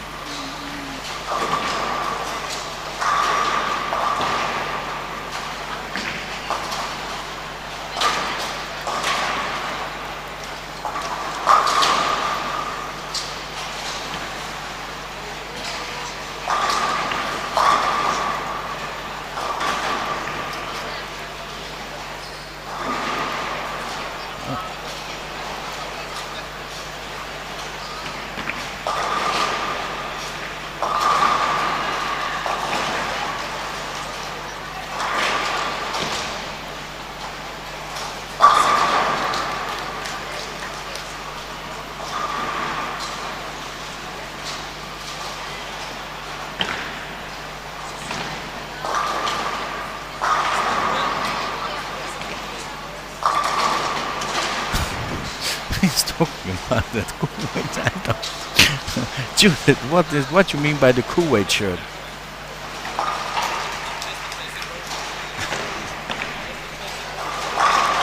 So yeah, I thought as well about the stream. It's very it's very clear. So yeah, I can do less quality, and then you guys can click and choose the monitor. But when we ask around, people prefer to listen and switch around on the live scoring to see what they are doing. So I think we had quite a good system, but if other ones will do it different, let's do it different. Yes, the streaming is absolutely fine the way it is, thanks to QubicaAMF. Thank you for the nice words. So it stays as it is.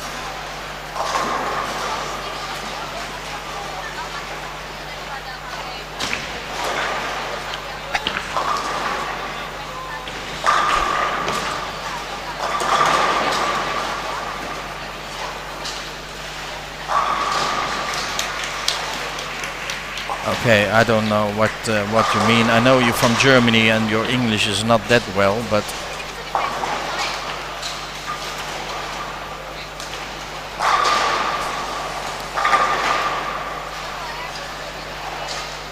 oh, okay, now, all right, okay, yes.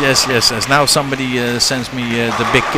It's Andrew Frawley. Yes, he is quite a big boy. So yeah, he's the coach of Kuwait.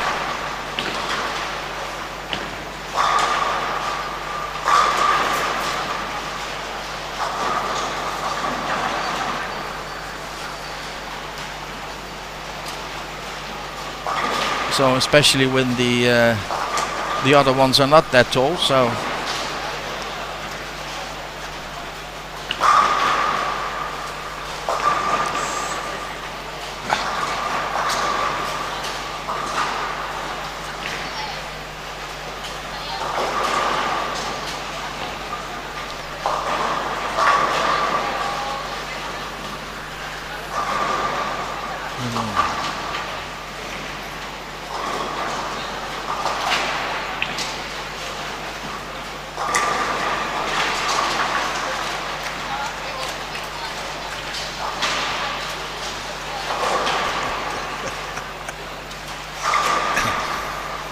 Okay, that's not a problem.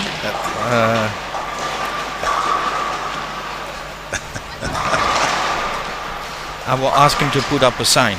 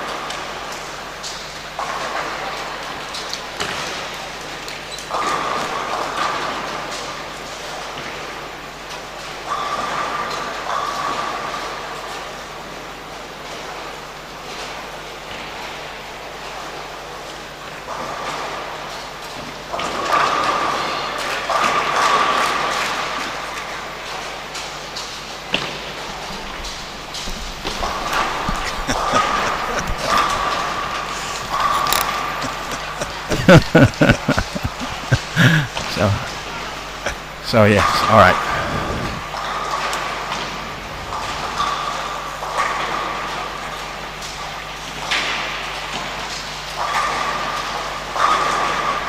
So yeah, again, he just had a little mishap only in what is it? The 8th frame, Mr. Sloan.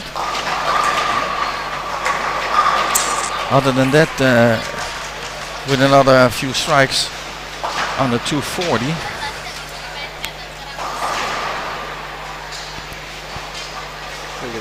So, Roger, I gonna so enjoy that drink of Judy because it's getting later and later. They still not finished 7th.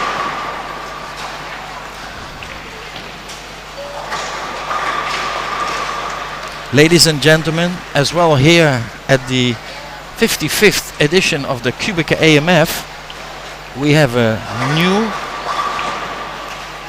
historic moment that the women are playing slower or the men playing quicker.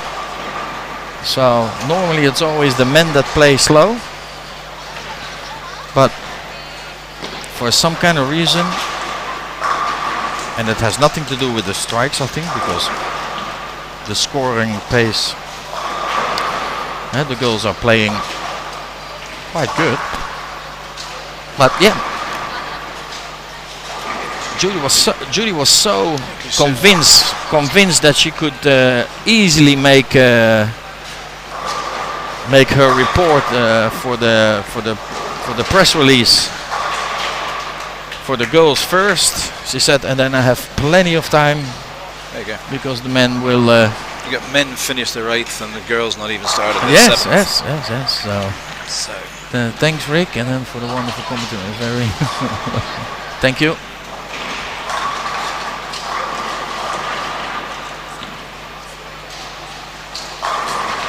Abdul Salam, whatever.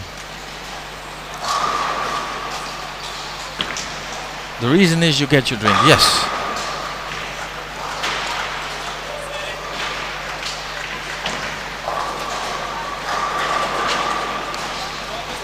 who's Dan? Thanks, Rick. Maybe thanks, Rick, and then for Rick. Thanks, Rick. Then now this is next to me is Roger. Not he's Rick. Yes, me, Rick.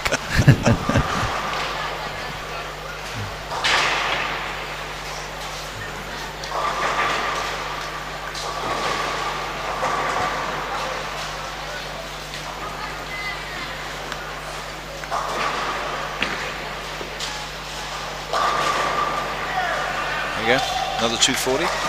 Yeah. See, it's 240 odd.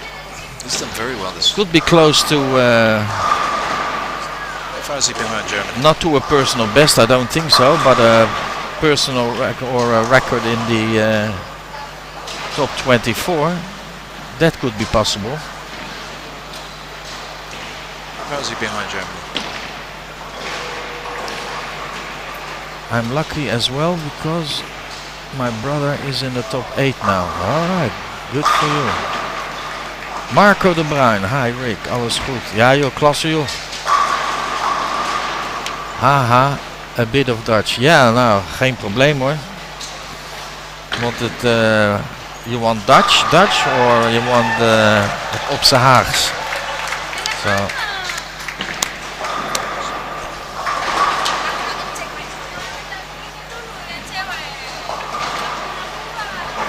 Marco, yes, thanks. Yes, I'm very fortunate to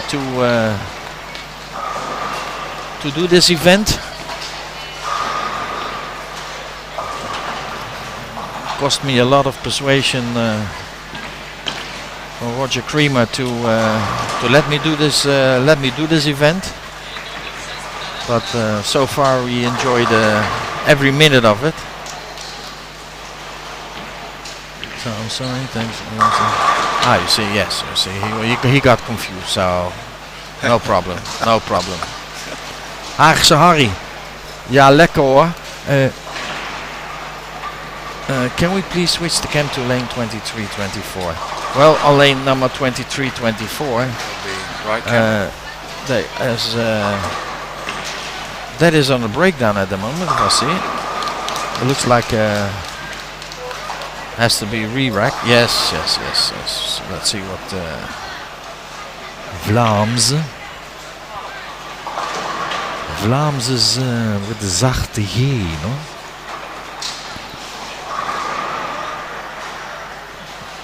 So we are now, because I have to switch back as well, so we are left. So she wants to have a look, I think here.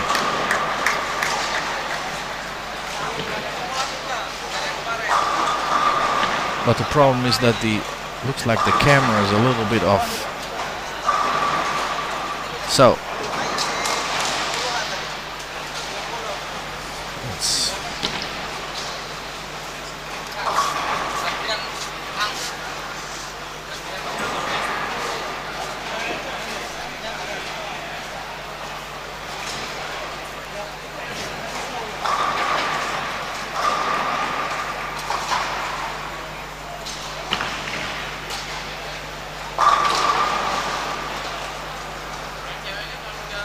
Okay, back.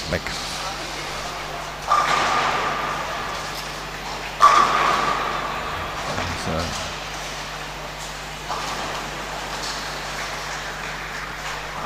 Yes, they asked me, because there are all the accents. So I'm born in The Hague, so I had to do something in The Hague. Then Vlaams, of course, they don't use the G, so G, zachte G.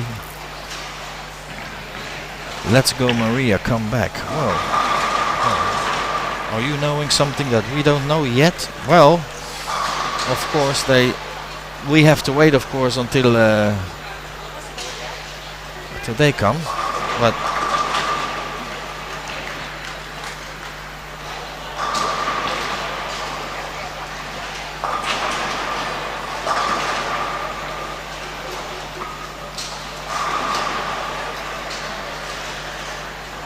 So Chris is only now 22 pins away from second.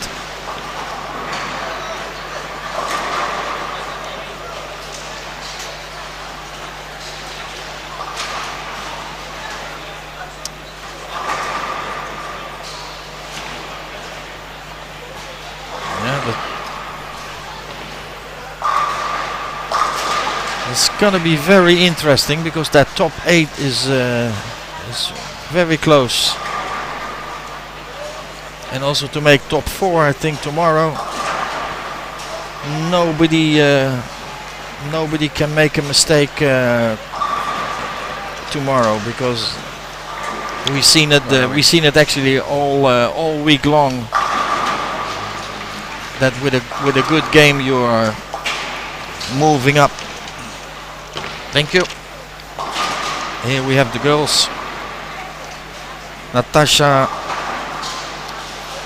still first, Kelly second, Omi third, Stephanie from Brazil fourth, Maria fifth, Becky from Australia sixth, Eunhee Jun South Korea seventh, and Karen Venezuela in 8th place.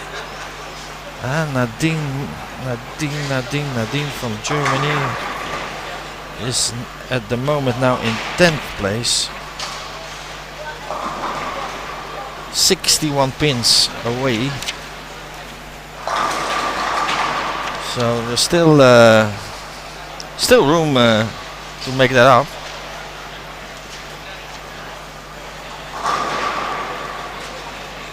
Where's my boy? Philip Copetta, 18, Malta, 18th place, 210 in Baltelassen. And now also with that game he went back to a 200 average. So here the 19. What does he need? Better than 21, isn't it? Yes, he has to do better than 21. Yes, to get 100. He get 100,000 euros from the Maltese government. So 18th place. Well, it's doing okay. So game to go. Yeah, game to go. Okay. Let's see what's this. Lane 20 left. Lane 20 left the head pin. Men results are confusing. Why? What's confusing? Belgium 9th, Netherlands 13. That's probably that's the women. The men is not so confusing, I think.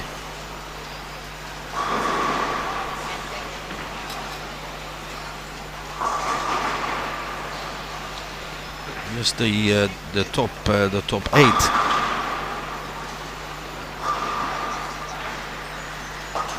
To make top 8, there is with one game to go. It's only David from Bermuda can go in.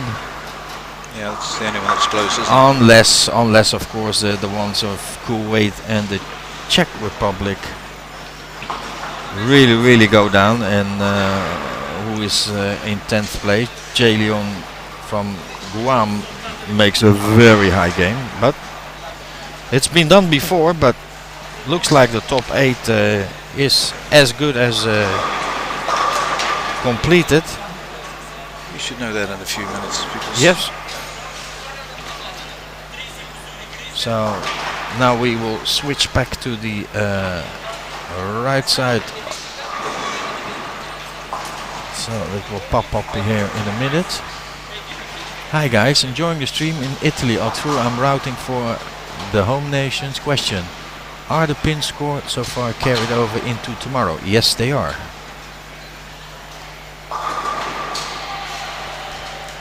And they carry them home. Yes, everything is carried all the way through until top 4. I think at the end of when the top 4 is known, and then it's 4 and 3 play each other, and then so on, if I'm not mistaken.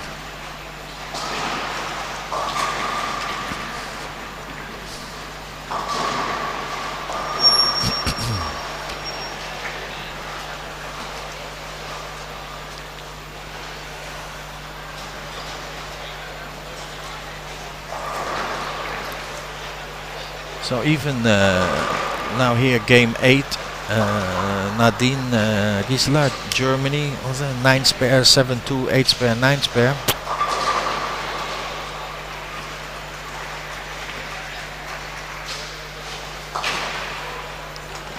It's funny to see that the girl from Slovenia has 14.48 against 12.80 of Germany. So just looks like Germany didn't had a good day in the office.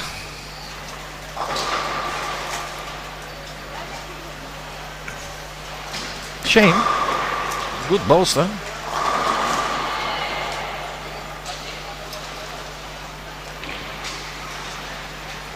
That's here's Dana saying as well. So this is unusual. I thought guys finish first was a rather common problem.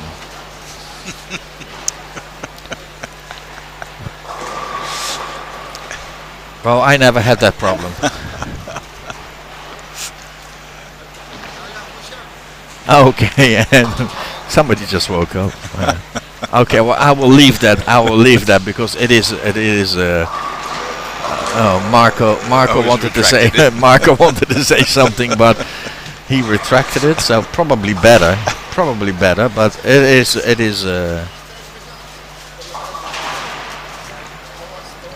It's the thought that's behind it.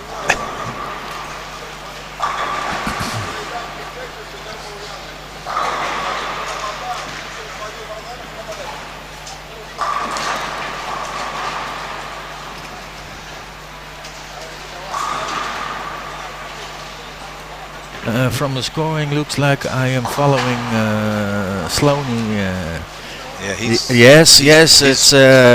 He's played very well today. Chris is playing very well. I think he had the by far the highest set of the day. 100 pins in front of anyone else. Yeah. 100 pins in front of anyone else. He finished, I think, with 246 his 8 game. Yeah, 246 was his 8 game. His low game was 209. 209, yes. It's 234, 222, 247, 218, 209, 258, 258. And 246 for the last one.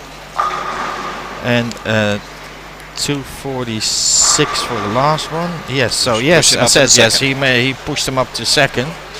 So yeah, this is gonna be interesting. So, and let's start in the 8th position is Kuwait.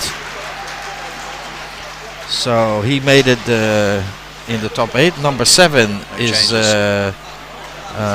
Lawrence from the Czech Republic, Mr. the lefty. So he made it. Then Ryan from Indonesia.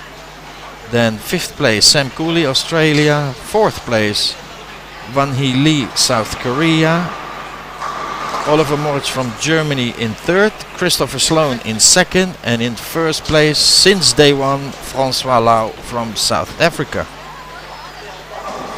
Oh, the €100,000 question. Philip Rupetta in 20th place. Yes, one place higher. One place higher. Good. Yeah. So, and again, he's been throwing or the 170s or 200. 179, 212, 212, 170, 212, 176, 210. Very consistent. Very consistent. But he finished in 20th place. So it's the highest placed his Maltese highest ever place. in history. Yes. So now we can officially say We have been witnessing history being history. Yeah, correct. Roger, I appreciate what you just said there. Thank you. Meanwhile, nice ball indeed. Knocked the net. Is this okay? That's right. Dana, I've been told this is a family program. yes, family program. From scoring, looks like yeah, red flags. We just did the women position, but the thing is that the women's position at the moment, they still finishing off game 8, so I only have it for until game 7. Okay, so she wants to know at the moment. What is it at the moment? Let's have a look at the girls after 7. In who is the girls in 7? After 7. After 7 game, Venezuela. Yes. Venezuela is South Korea, on the bubble. Australia, Russia, Brazil, Dominican Republic, USA, and Malaysia, with a game to go. So, is there played a double Dutch yet? Well, that I don't know. That I don't know.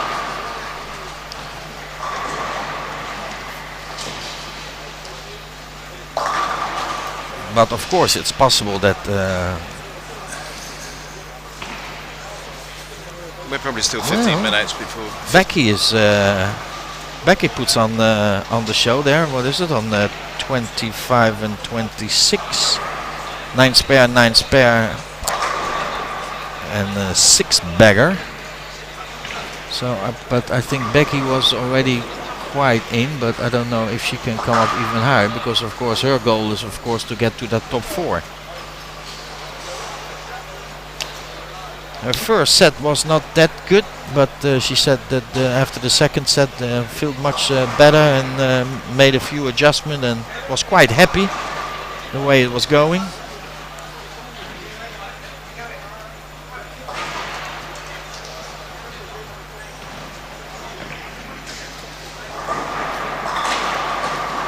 So yeah, so I hope you have the score then about that.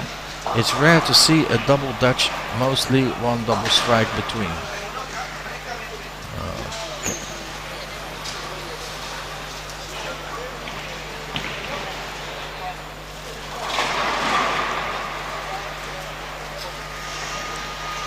No, I think it's body language as well. I think Gisela from Germany, well, I'm gonna finish off this game, but this is it.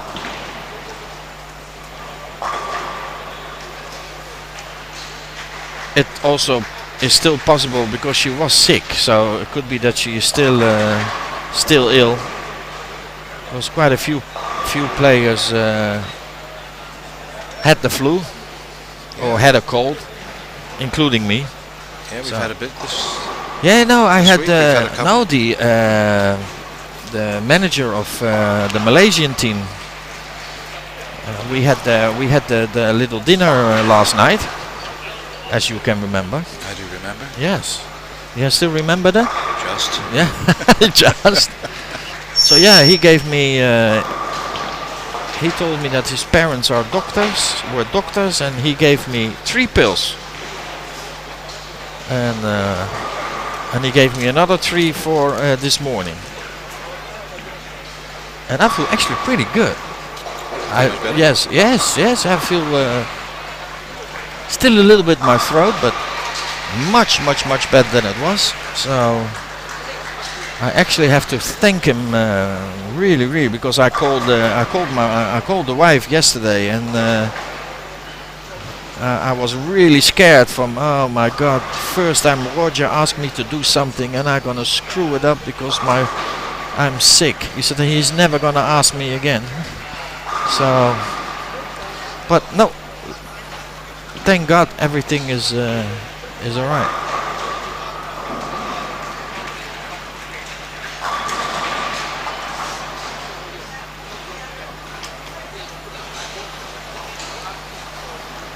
I think the on-site doctor here and nurses have been used quite a bit this week, haven't they? Yes, and actually they told me as well this morning from, well, if it doesn't get better, go report yourself here at the doctor here.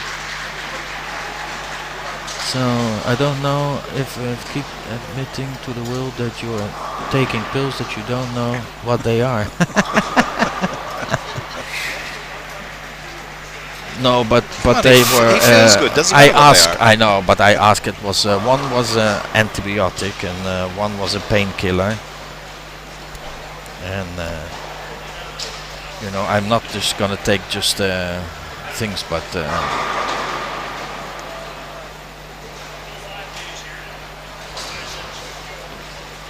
We here are a big family, so I don't think that people will not.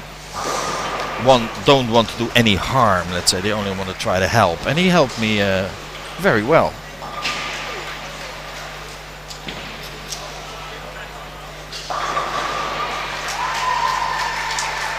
Yeah, that was applause for a 257 game for Becky from Australia. So she finished on a very strong game. So her way to fourth place is still open, let's say. I don't admit. I just say. They were good pills, happy pills. And one was a little tiny one.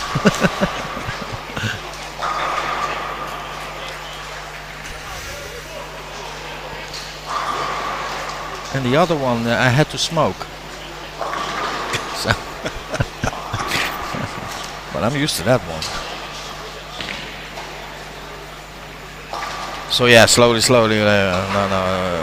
have to finish on a serious note, let's say, but not so serious. So we have a few frames left. So Brazil is finished now with a 2:08. Australia 2:57.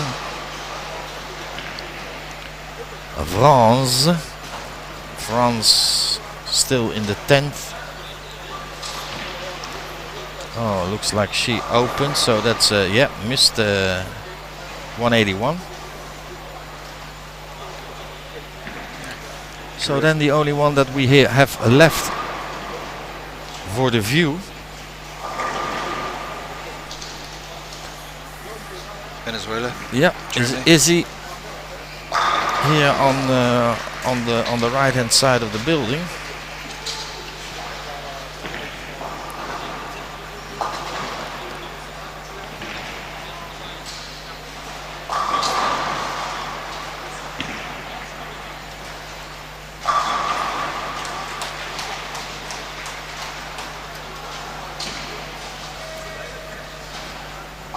So yeah, tomorrow at 9 o'clock we will have the top 8.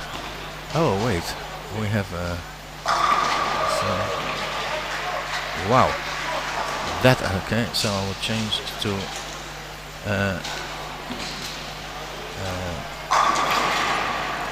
yes.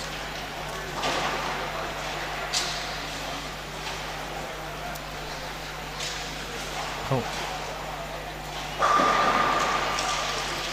Okay. So this will go.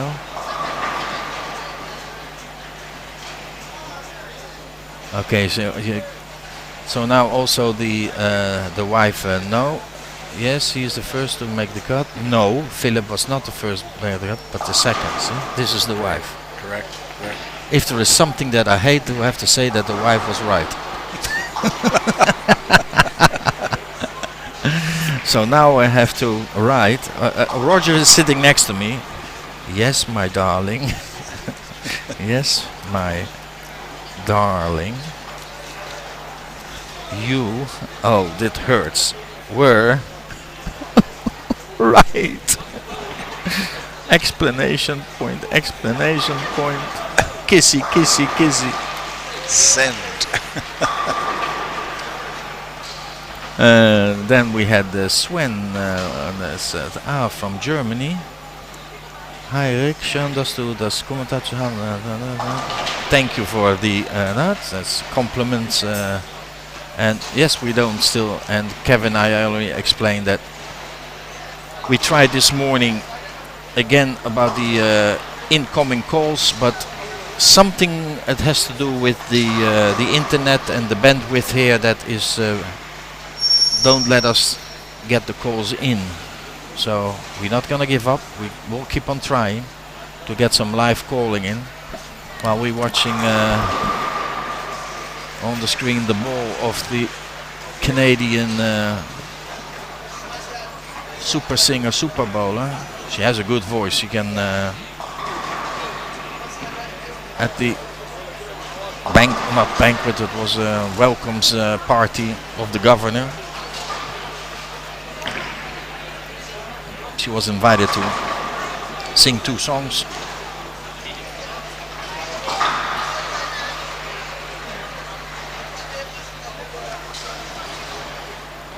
So now we're really finishing off. I think one more shot. So for now, and we wish you a pleasant day. And that's it.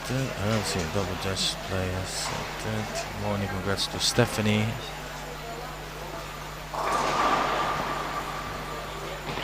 We're gonna stop the stream because we really can't see anything else. So, well, true or not true? Let me double check all the camera angles. No more angles. So we're gonna stop it. We wish you all the best and hope to see you all and hear you all tomorrow at 9 o'clock local time. Thank you and bye bye.